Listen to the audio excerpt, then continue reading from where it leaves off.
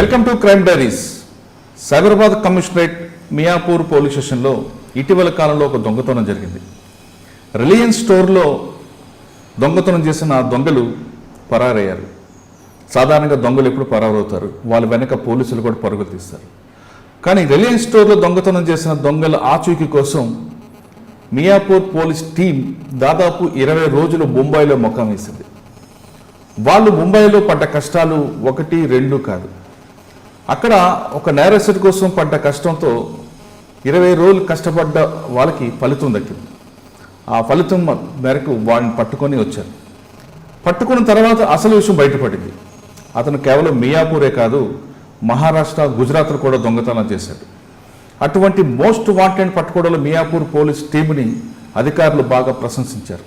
అయితే వాళ్ళ పడ్డ కష్టం ఏ విధంగా పడ్డారు, ఆపరేషన్ ముంబై గ్యాంగ్ కోసం వాళ్ళు పడ్డ కష్టం ఏ విధంగా ఉన్నది, మినిట్ టు మినిట్ మనకు చెప్పడానికి మియాపూర్ టీం ఇప్పుడు మనతో ఉన్నారు. అందులో మియాపూర్ ఇన్స్పెక్టర్ వెంకటేశ్వరంతో పాటు మియాపూర్ డిటెక్టివ్ ఇన్స్పెక్టర్ మహేష్ గౌడ్ గారు ఉన్నారు. వీళ్ళిద్దరిని అడిగి ముంబై ఆపరేషన్ గ్యాంగ్లో ఎలాగ రెస్క్యూ చేసుకొచ్చారు, ఆ ఎక్యూజన్ పట్టుకోవడంలో పడ్డ కష్టాలు ఏంటి, పట్టుకున్న తర్వాత మిగతా రాష్ట్ర పోలీసులు ఏ విధంగా వాళ్ళ కోసం వేటాడుతున్నారు అనే విషయాన్ని వాళ్ళని అడిగి తెలుసుకుంది. మహేష్ గారు నమస్తే అండి. సారీ, వెంకటేష్ గారు నమస్తే. మహేష్ గారు నమస్తే. వెంకటేష్ గారు, మీ ఇద్దరు మియాపూర్ టీమ్గా ఉన్న తర్వాత, అంటే మియాపూర్ అనేది ఒక కేవలం లా అండ్ ఆర్డర్ ప్రాబ్లంతో పాటు మిగతా అన్నీ జరుగుతుంటాయి వరుసగా. కానీ రిలయన్స్ స్టోర్లో జరిగిన అఫెన్స్ అనేది కొంచెం మేజర్ అయింది. వాళ్ళు షట్టర్ లిఫ్టింగ్ చేయడం, ఆ గ్యాంగ్ వెళ్ళడం, మీకు లీడ్ ఎలాగొచ్చింది, ఆ లీడ్ మీరు బేస్ చేసుకుంటూ బాంబాయి వెళ్ళారు.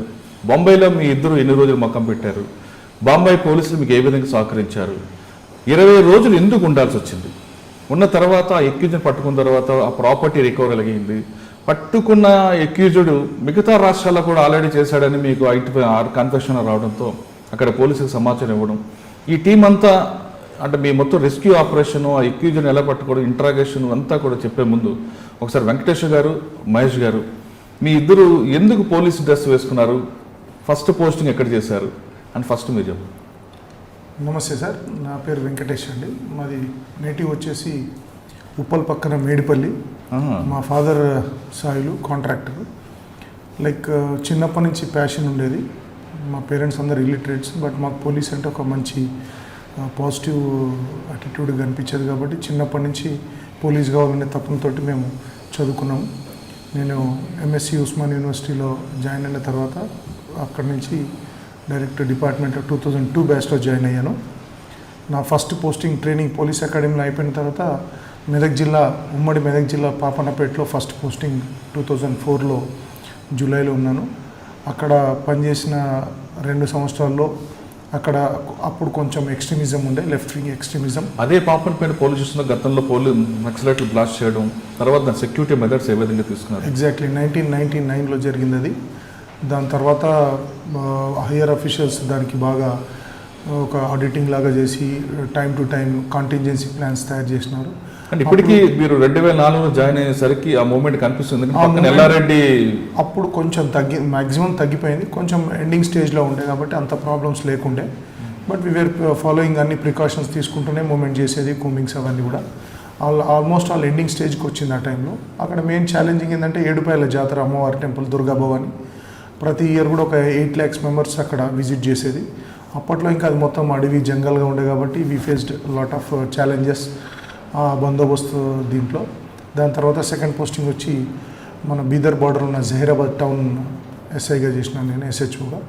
అక్కడ 2.5 years పైన చేసినాను.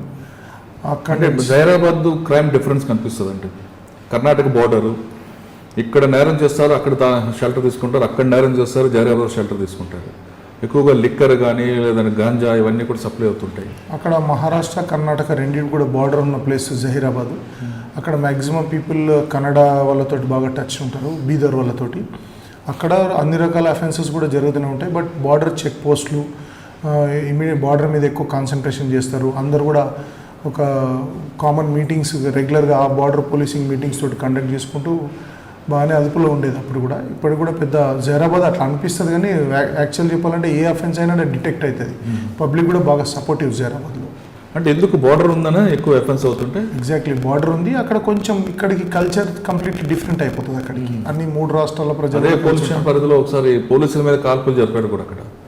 అది రీసెంట్గా అయింది, about 6 years back.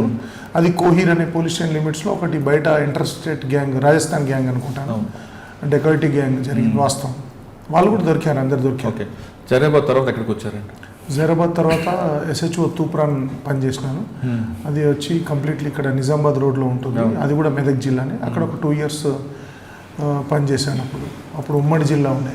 Okay, Toopran తర్వాత ఐడియా బొల్లారం అని పక్కన ఇండస్ట్రియల్ ఇది ఉంది కదా, అక్కడ SHOగా 1 year 5 months అట్లా చేయగానే నాకు ప్రమోషన్ వచ్చింది ఇంటెలిజెన్స్కి. ఓకే, మీరు పాపన్నపేట నుండి ఐడియా బొల్లారం వరకు SHOగా పనిచేశారు. ఈ 5 పోలీస్ స్టేషన్లో మీకు బాగా గుర్తుండిపోయిన కేసు ఒకటి చెప్పండి. మీ ఇంటెలిజెన్స్ యూజ్ చేసి ఒక కేసు డిటెక్ట్ చేశాము. 4 పోలీస్ స్టేషన్లు నేను చేసినాను. అందులో చాలా కేసెస్ ఉన్నాయి, చెప్పుకోదగ్గ ల్యాండ్ మార్క్స్. బట్ అన్నిటికంటే ఇంపార్టెంట్ కేసు ఏంటంటే ఒకటి ముత్తూట్ అఫెన్స్ అని, ఒకటి ముత్తూట్లో ఫైనాన్స్లో దొంగతనం జరిగింది జైరాబాద్లో. దాంట్లో మా అప్పుడున్న SP గారు విజయ్ కుమార్ సార్ ఫస్ట్ ఉండే, దాని తర్వాత నెక్స్ట్ మేడం సిమోషి బాజ్పేయి గారు వచ్చారు. కాకపోతే మా టీం లీడర్ తిరుపతి అన్న మా DSP గారు ఉండే. రియల్ కూడా అది మాకు అంటే చెప్పుకోదగ్గ కేసు ఫ్యూచర్లో. అది it was very excellent case. About 22 కిలోల బంగారం రికవర్ చేశాము అందులో Zaheerabad town police and Sangareddy, Sadasivpet 3-4 inspectors. Reference కూడా చెప్పండి. అదేంటంటే జార్ఖండ్, నేపాల్ ఇద్దరు కలిసి, ఆ గ్యాంగ్స్ 2 కలిసి ముంబైలో పరిచయం అయ్యి, ముంబైలో ఈ తిచోరీస్ కట్ చేసే ఒక మనిషిని మాట్లాడుకొని వాడి ద్వారా అఫెన్సెస్ చేయించేవాళ్ళు. బేసిక్ ఏంటంటే వాళ్ళది పెట్టుబడి ఏంటంటే కటింగ్ అనేది వాళ్ళ యొక్క కళ. ఎంత లావు ఉన్న ఐరన్ షీట్ కూడా కట్ చేయడం, వెల్డింగ్. తిచోరీలు చిన్న దొంగతనాలు చేసేవాళ్ళు. అట్లా ముత్తూట్ ఫైనాన్స్ ప్లాన్ చేశారు. ఇక్కడ ఉన్న నేపాలీ గుర్కాతోటి కాంటాక్ట్స్ పెట్టుకొని వాళ్ళు రక్కీ చేసి ఒక ముత్తూట్ ఫైనాన్స్ని పెట్టుకునే, అదే పాన్ బ్రోకర్స్ లాగా ఉంటాయి కదా, బంగారం ఇవన్నీ పెట్టుకునే ముత్తూట్ దీన్ని టార్గెట్ చేసి జంగల్కి అటాచ్ ఉన్న ఒక బిల్డింగ్ను చూసుకొని దాంట్లో సాటర్డే ఈవినింగ్ ఎట్లయినా వాళ్ళు క్లోజ్ చేసుకొని వెళ్తారు. సాటర్డే ఈవినింగ్ కట్ చేస్తారు, నైట్ అంతా కట్ చేస్తారు, సండే నైట్ కూడా కట్ చేస్తారు. 2 days కట్ చేస్తేనే అది కట్ అయిపోతుంది. కట్ చేసి Monday early in the morning 3 o'clock 4 o'clock offence చేసుకొని పారిపోదాం. అది వాళ్ళ ఇది రియల్ కూడా సక్సెస్ అయ్యారు అందులో. దాంట్లో లీడ్ మనకు లోకల్ గుర్కా నుంచి వచ్చింది. ఇమీడియట్లీ దొంగతనం అయిందనగానే అలర్ట్ చేసినారు. మా SP గారు విజయ్ కుమార్ సార్ ఉండే అక్కడ లోకల్ DSP గారు, ఇన్స్పెక్టర్ నరేందర్ మా ఫ్రెండే ఉండే, SI శివలింగం అని ఉండే, పక్కన ఇన్స్పెక్టర్ సదాశివపేట శ్రీనివాస్ నాయుడు గారు ఉండే. మేమందరినీ పిలిపించారు, ఒక టీమ్గా ఫామ్ చేశారు. అలర్ట్ చేయగానే ఫస్ట్ 7 kilos బంగారము మన జూబ్లీ బస్ స్టాండ్లో దొరికింది. ఆ తర్వాత ఎక్కడ ఈ ట్రైన్లో పోవచ్చు అనేసరికి హౌరా ట్రైన్ మేము సస్పెక్ట్ చేస్తుంటే అక్కడ మేడం సార్ అందరికీ అలర్ట్ చేస్తే ఒక ఫరక్కా అనే ప్లేస్లో వాళ్ళు దిగాలి, కానీ దానికంటే ముందు కూడా అలర్ట్ చేసి పెట్టాము. ఆడ ఒక 5 kilos బంగారం పడేసి పారిపోయారు. ఆ తర్వాత నంబర్స్ రావడము, ఫ్లైట్లో వచ్చే వాళ్ళని ట్రాక్ చేసినాము, వాటర్లో ట్రాక్ చేసినాము. అక్కడ గంగా నదిలో బార్డర్ విలేజెస్ అలా, ఆ తర్వాత ట్రైన్లో వాళ్ళ మూమెంట్స్, తర్వాత రక్కీస్ వాళ్ళు వేరే అఫెన్స్లు చేసినాయి అన్నీ కూడా డిటెక్ట్ చేసినాం. చాలా మైండ్. మీరు చెప్పిన గ్యాంగ్ ఎక్కువగా ముత్తూట్ ఫైనాన్స్ ఎందుకు టార్గెట్ చేస్తుందండి? తర్వాత వరుసగా ముత్తూట్ ఫైనాన్స్ కొట్టుకొచ్చారు. మైదీపట్ల అవ్వచ్చు, రార్సీపురం అవ్వచ్చు. ఎందుకు డిఫరెంట్ గ్యాంగ్ ముత్తూట్ ఫైనాన్స్ ఎందుకు వాళ్ళకి అంటే ఈజీగా ఉంటుందనా? అంటే అక్కడ ఇప్పుడు అదొక ఫస్ట్ ప్రైవేట్ లిమిటెడ్, అది ఒకటి. అదొకటి. ఇంకోటి ఏంటంటే అందులో వాళ్ళకు ప్లేస్ ముత్తూట్ ఫైనాన్స్ అది ఇదని కాదు. అక్కడ వాళ్ళు రక్కీ చేసినప్పుడు వాళ్ళకు ఎంట్రీ ఈజీ ఎక్కడ ఉంటుంది, వాళ్ళు తప్పిపోతందుకు మళ్ళీ ఏమంటే పారిపోయే ప్లేస్ ఈజీ ఎక్కడ ఉంటుంది. అన్నిటికంటే ముఖ్యంగా వాళ్ళకు లోకల్ సపోర్ట్ ఎక్కడ దొరుకుతుంది ఆ ప్లేస్ను సెలెక్ట్ చేసుకుంటారు. ఆ ముత్తూటే కావచ్చు, ఇంకా లేకపోతే ఇంకేదైనా బంగారం కుదరదు. అందులో ఇంకోటి అంత అలారం సిస్టమ్స్ అప్పుడు అంత అలర్ట్ లేకుండే వాళ్ళు.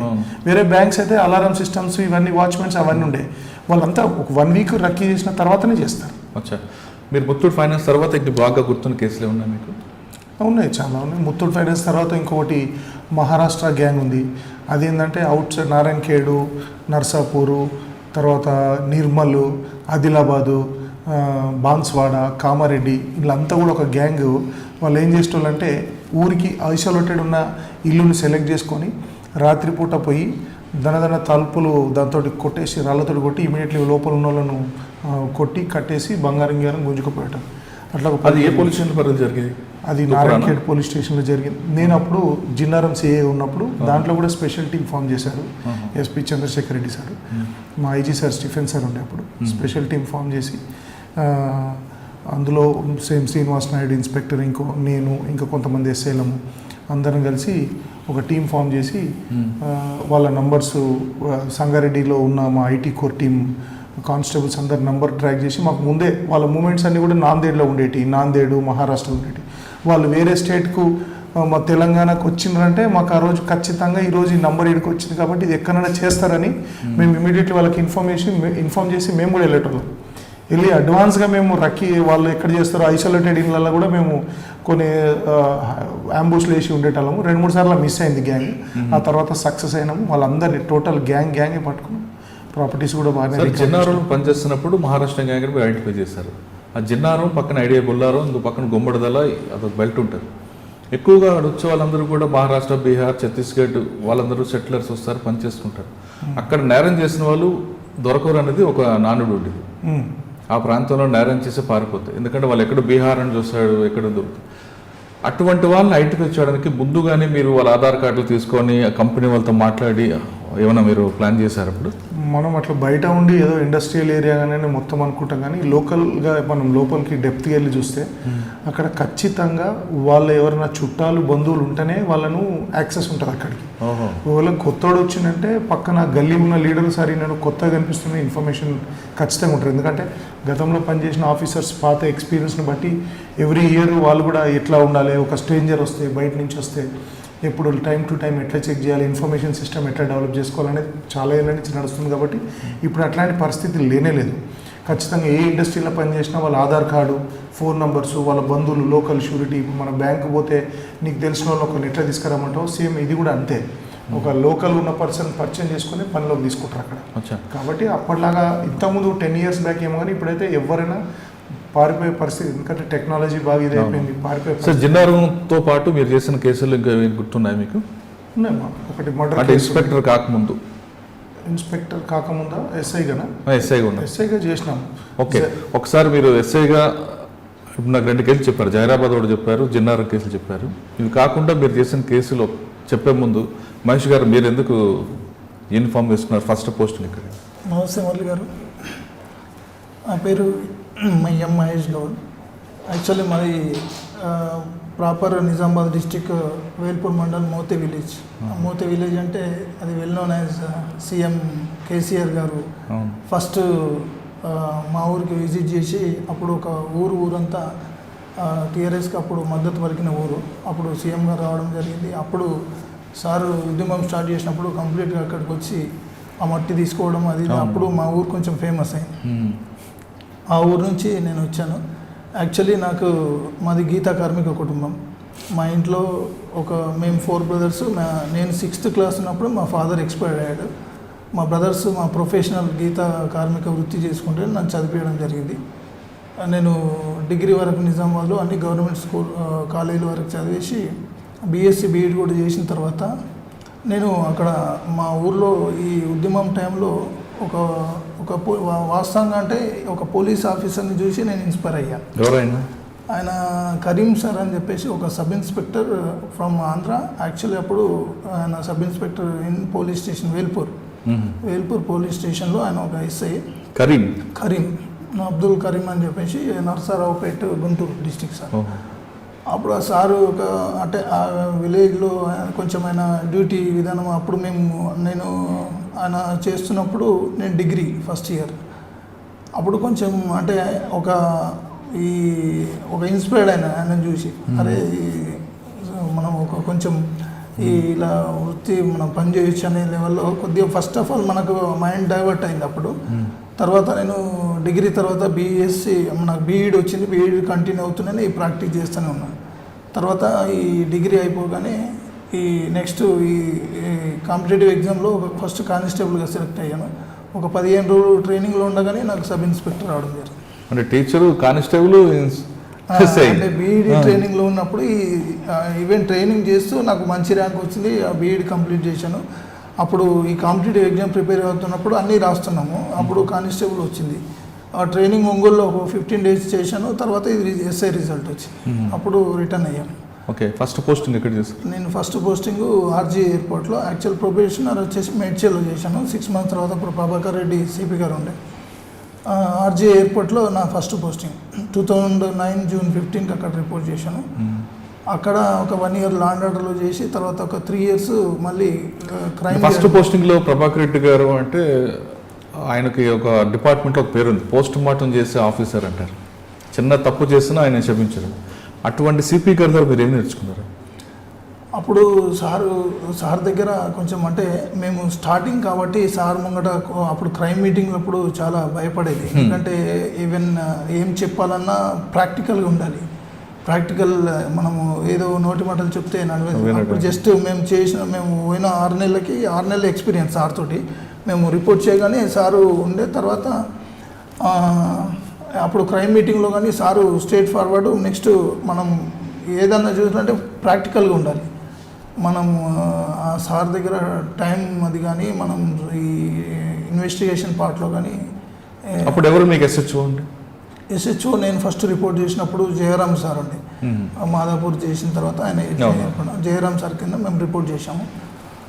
సార్ మేము పోయినాక ఒక 6 నెలలకు ట్రాన్స్ఫర్ అయితే సంజయ్ కుమార్ సార్ వచ్చి. ఓకే, అంటే 6 నెలలు అక్కడ చేసుకున్న తర్వాత మరి ఎక్కడికి వచ్చారు మీరు?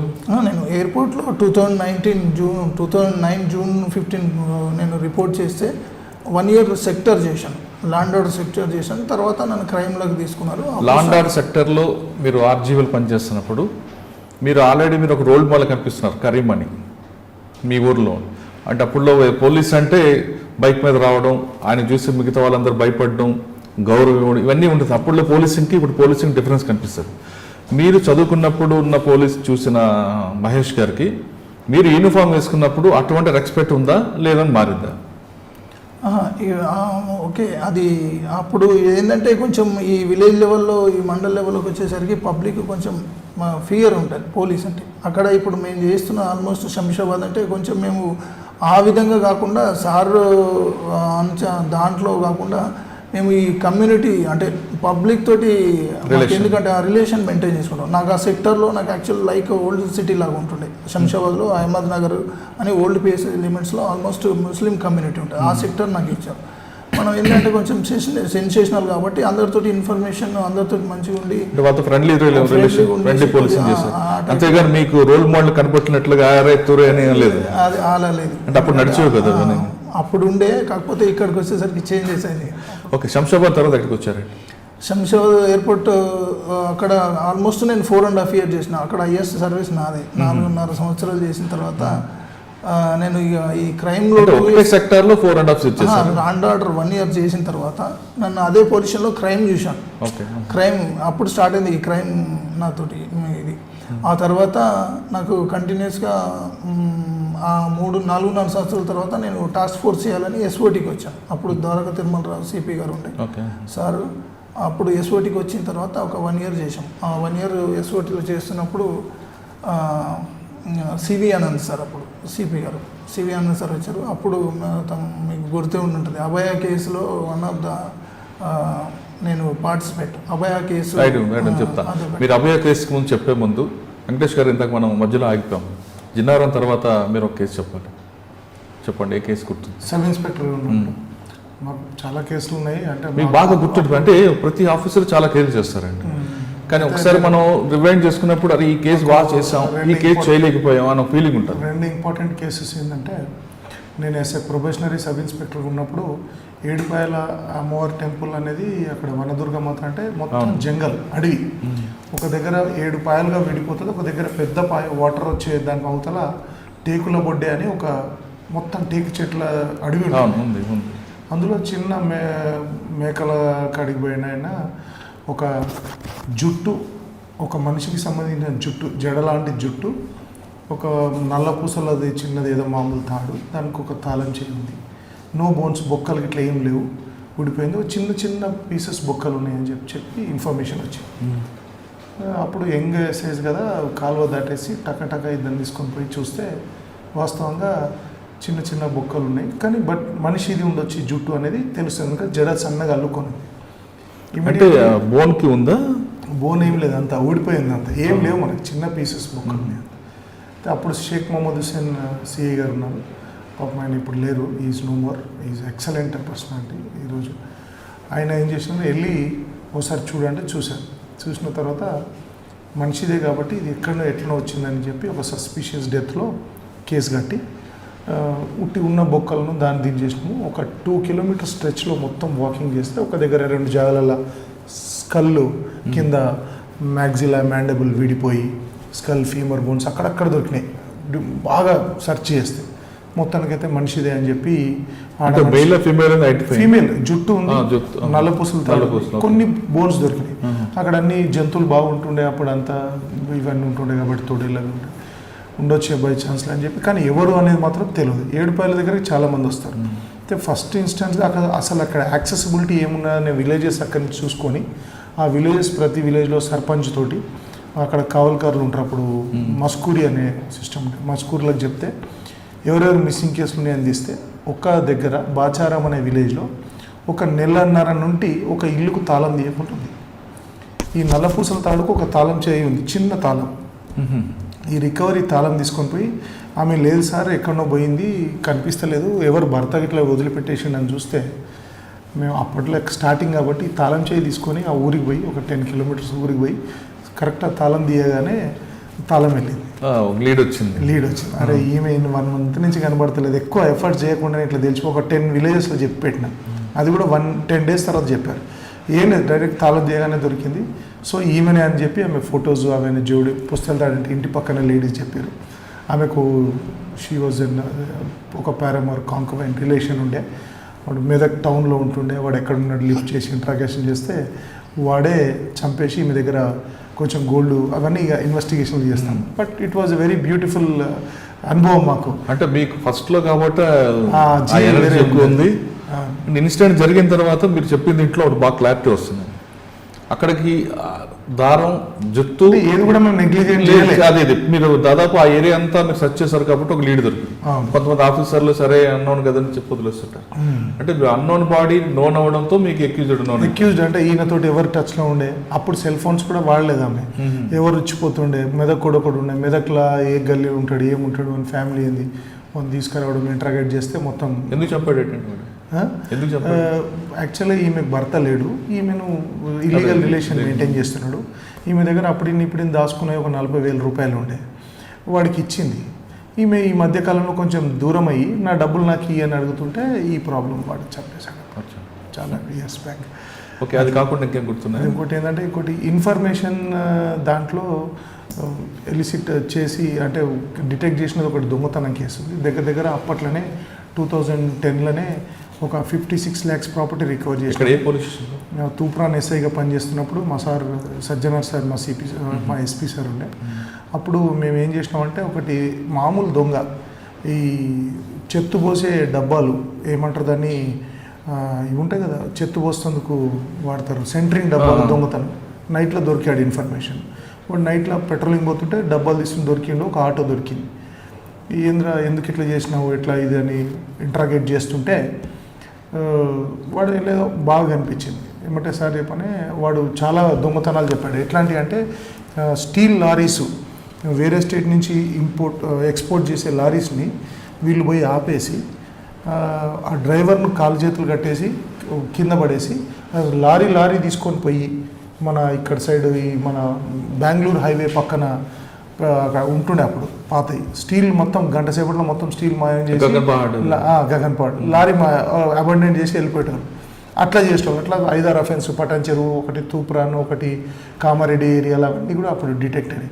అయితే వాడు దొరికిన తర్వాత వాడితో మాట్లాడుతుంటే సార్ ఏదో వీడు కొంచెం నీతి గల దొంగ ఉన్నాడంటే చూడు వాడిని ఇన్ఫర్మేషన్ కల్టివేట్ చేయ ఇన్ఫార్మెంట్గా అని చెప్తే వాడిని మాట్లాడితే వాడి భార్య ప్రెగ్నెంట్ ఉండే, గరీబ్, డబ్బులు లేక ఆ పని చేస్తున్నాడు. ప్రెగ్నెంట్ ఉండే కాబట్టి మంచి హాస్పిటల్ చేయించి వాళ్ళకి ట్రీట్మెంట్ చేయించి ఆ కేసులో చిన్న దాంట్లో బెయిల్ తీసుకొని వచ్చిన తర్వాత వాడు మాతోటే ఉండడం, ముషిరాబాద్ ఏరియాలో బంగ్లాదేశ్ అని ఒక చిన్న ఏరియా అందులో దగ్గర ఒక 10 మంది అఫెండర్స్ అందరినీ వాడు దగ్గరుండి ఒక 1 month ఆపరేషన్ చేసి మెల్లమెల్లగా అందరిని ట్రాక్ చేసి మొత్తం పట్టిస్తే ఒక 2-4-5 years నుంచి అన్డిటెక్టెడ్ ఉన్న కేసెస్ లారీల డ్రైవర్ కాలు చేతులు కట్టేసి కల్వర్ట్స్ కింద పడేసి పోయిన కేసు. అయితే ముషారాబాద్ బంగ్లాదేశ్ బస్తీలో మీరు బస్తీలో ఒక 1 month అంటే ఇన్ఫార్మెంట్ పేరొద్దు బట్ మంచి ఇన్ఫార్మెంట్ వాడు ఎట్లా అంటే వాడి వల్ల ఒక 5 years నుంచి ఉన్న UN కేసులు ఇట్లాంటి కేసెస్ అన్నీ కూడా దాదాపు 56 లక్షల ప్రాపర్టీ రికవర్ చేసినాం ఆ రోజులలో. అప్పుడు అంటే ఒక ఎక్యూజ్డ్ ఇన్ఫార్మేటివ్ అయిపోయాడు. ఇప్పుడు టెక్నాలజీ అంతా యూజ్ చేసుకున్నాం కానీ యాక్చువల్గా సోర్స్ అనేది ఇన్ఫార్మెంట్ ద్వారా వస్తే ఇంకా చాలా డెప్త్గా వెళ్ళిపోవచ్చు, చాలా ఈజీగా కేసుని డిటెక్ట్ చేయొచ్చు. ఇన్ఫర్మేషన్ సిస్టమ్ అనేది ఇన్ఫార్మెంట్ సిస్టమ్ అనేది ఎప్పటికైనా మనకు ఉపయోగపడుతుంది. అంటే అది ఎప్పుడు పబ్లిక్తో రిలేషన్ ఉంటేనే వస్తూనే వస్తుంది. అది మనం రెగ్యులర్ కోర్స్ ఆఫ్ టైంలో మేము నిర్వహించే విధులలో మాకు రెగ్యులర్గా వచ్చే పబ్లిక్ తోటి మేము ప్రవర్తించే విధానము, మాట్లాడే విధానము, వాళ్ళకు యాక్షన్ తీసుకునే విధానాన్ని బట్టే వాళ్ళు మనకు సాయం చేయాలని ఒక ఫీలింగ్ కలుగుతుంది. కానీ మీరు చెప్పిన కల్చర్ అనేది మీ స్థాయి వరకు ఆగిపోతుంది, కానీ కిందకు వచ్చేసరికి అది కనుమరుగవుతుందండి.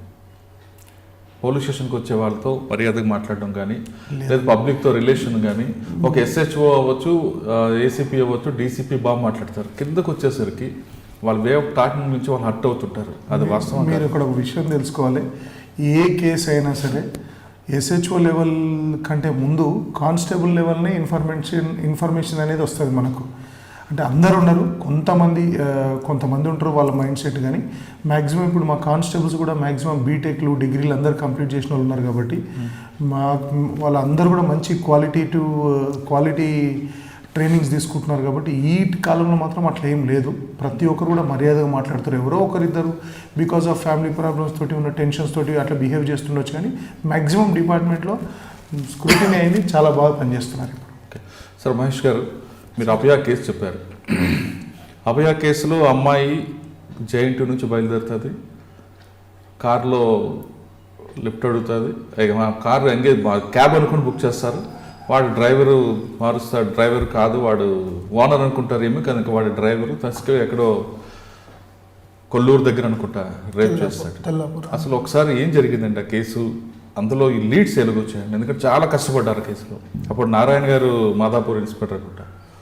అవును, అదే యాక్చువల్లీ నేను రిపోర్ట్ చేశాను 2013 దాంట్లో. నేను రిపోర్ట్ చేసినాక ఈ మాదాపూర్ SOT అంబర్పేట SOTలో నేను రిపోర్ట్ చేశాను. మాదాపూర్ SOTలో ఇన్సిడెంట్ లిమిట్స్లో జరిగింది ఇన్సిడెంట్. మనకి యాక్చువల్లీ నైట్ ఇన్సిడెంట్ అది. యాక్చువల్లీ అది ఒక లిఫ్ట్ ఆమె కార్ బుక్ చేసుకుంది, ఈ కార్ అతను రావడము, ఆమె ఎక్కిపోవడం, తర్వాత తీసుకెళ్లే రూట్లో తీసుకోకుండా పక్కకి తీసుకెళ్ళేసి అది తింపడం, అట్లా వీళ్ళ మెసేజ్ అనేది వాళ్ళ బాయ్ ఫ్రెండ్ అతనికి మెసేజ్ పోవడం, ఆ మెసేజ్ త్రూలో మాదాపూర్లో కంప్లైంట్ లాడ్జ్ కావడం, అది కేసు చేసి ఇమీడియట్గా టీమ్స్ అన్ని తిరిగిన తర్వాత మీకు ఆల్రెడీ ఆయన డైల్ 100 ఫోన్ చేయడం, డైల్ 100 నుంచి మీకు డైల్ 100 నుంచి యాక్చువల్లీ మీరు ఏ విధంగా మాకేంటంటే ఆ రోజు నైటు ఈ లోకల్ టీమ్స్ అన్ని తిరిగిన తర్వాత SOTకి CP గారు మార్నింగ్ ఇది పర్సూ చేయమని చెప్తే మార్నింగ్ 9 o'clockకి మేము రెడీ అయిపోయాము అందరం టీమ్. ఇక్కడ 2 ఇన్స్పెక్టర్స్, ఒక 4 సబ్ ఇన్స్పెక్టర్ ఉండే అప్పుడు టీమ్ అంతే. అప్పుడు Govardhan Reddy sir additional DCP SOT ఉండే సార్ నేతృత్వంలో. అంటే ఇందులో CCSలు వాళ్ళు అందరం వర్క్ చేస్తున్నాము. కాకపోతే దీంట్లో పర్టికులర్గా ఒక్కొక్క టీం ఒక డివైడ్ అయినామన్నట్టు. ఆ కారు ఏదైతే మనము ఈ లీడ్ చేస్తుంటే CC ఫుటేజ్ దగ్గర ఒక మంచి క్లూ ఏంటంటే, CC ఫుటేజ్ మనకి తెల్లాపూర్ కొల్లూరు ఏదైతే కొల్లూరు టోల్ గేట్ దగ్గర కింద దించిన తర్వాత తెల్లాపూర్ టువర్డ్స్ ఒక స్కూల్ ఉంటుంది, ఐడియా లేదు, ఒక ఇంటర్నేషనల్ స్కూల్లో CC ఫుటేజ్ ఆమె చెప్తే ఇట్లా వెళ్ళిన తర్వాత అంటే ఆడ CC ఫుటేజ్ చూస్తే ఒక వైట్ కారు అట్లా కనిపి ఆమె నైట్లో కార్లో తీసుకెళ్ళాడు కదా, ఆమె అంత క్లారిటీగా ఎలా చెప్పారు ఆవిడ?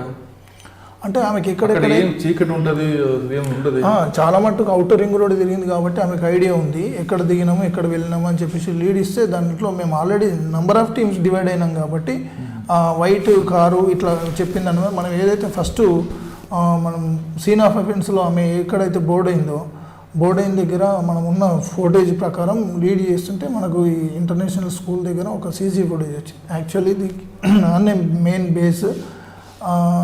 మనకు అక్కడ సీసీ ఫుటేజ్, అక్కడ ఆ కారు ఏంది అనేది మనం అందరిని పర్సూ చేస్తుంటే ఓల్వో S60 అనే ఒక కారు వచ్చింది. దాని మీద అప్పుడు మా టీమ్స్ ఏం చేసినంటే అప్పుడు ఈ ఓల్వో S60 వెహికల్స్ మన సిటీలో ఎన్ని ఉన్నాయి, మన ఏపీలో, అందులో హైదరాబాద్ సిటీలో ఎన్ని ఉన్నాయి దాని మీద వర్కౌట్ చేసినాం. అప్పుడు ఒక 70 వెహికల్స్ వచ్చినాయి. అయితే ఈమె ఒక మంచి క్లూ చెప్పింది. పోతుంటే ఆన్ ద వేలో వీడొకడు సంతోష్ అని ఒక మాట విన్నాను అనేది మెయిన్ క్లూ మనకి. ఆ సంతోష్ అనే దాని మీద ఈ ఓలో అన్నీ ఈ 70 కార్లలో ఓనర్స్తో మేము కొన్ని పికప్ చేసినాం. దాంట్లో పికప్ చేస్తే దీంట్లో సంతోష్ అనే పేరు ఉన్న డ్రైవర్ ఎవరు అని చెప్తే మనకు లీడ్ దొరికింది. అట్లా ఒక ఓనర్ చెప్పాడు, ఇట్లా పలానా అతను ఉంటాడు అదేంటే అతన్ని లిఫ్ట్ చేయడం జరిగింది. లిఫ్ట్ చేసిన తర్వాత సాధారణంగా అది ఒప్పుకోలేదు. తర్వాత మళ్ళీ ఆ ఇంటర్వ్యూషన్లో కన్ఫ్యూజ్ చేయడం జరిగింది. కానీ ముందు అమ్మాయి రేప్ జరగలేదని కంప్లైంట్ ఇచ్చినట్లుంది కదా?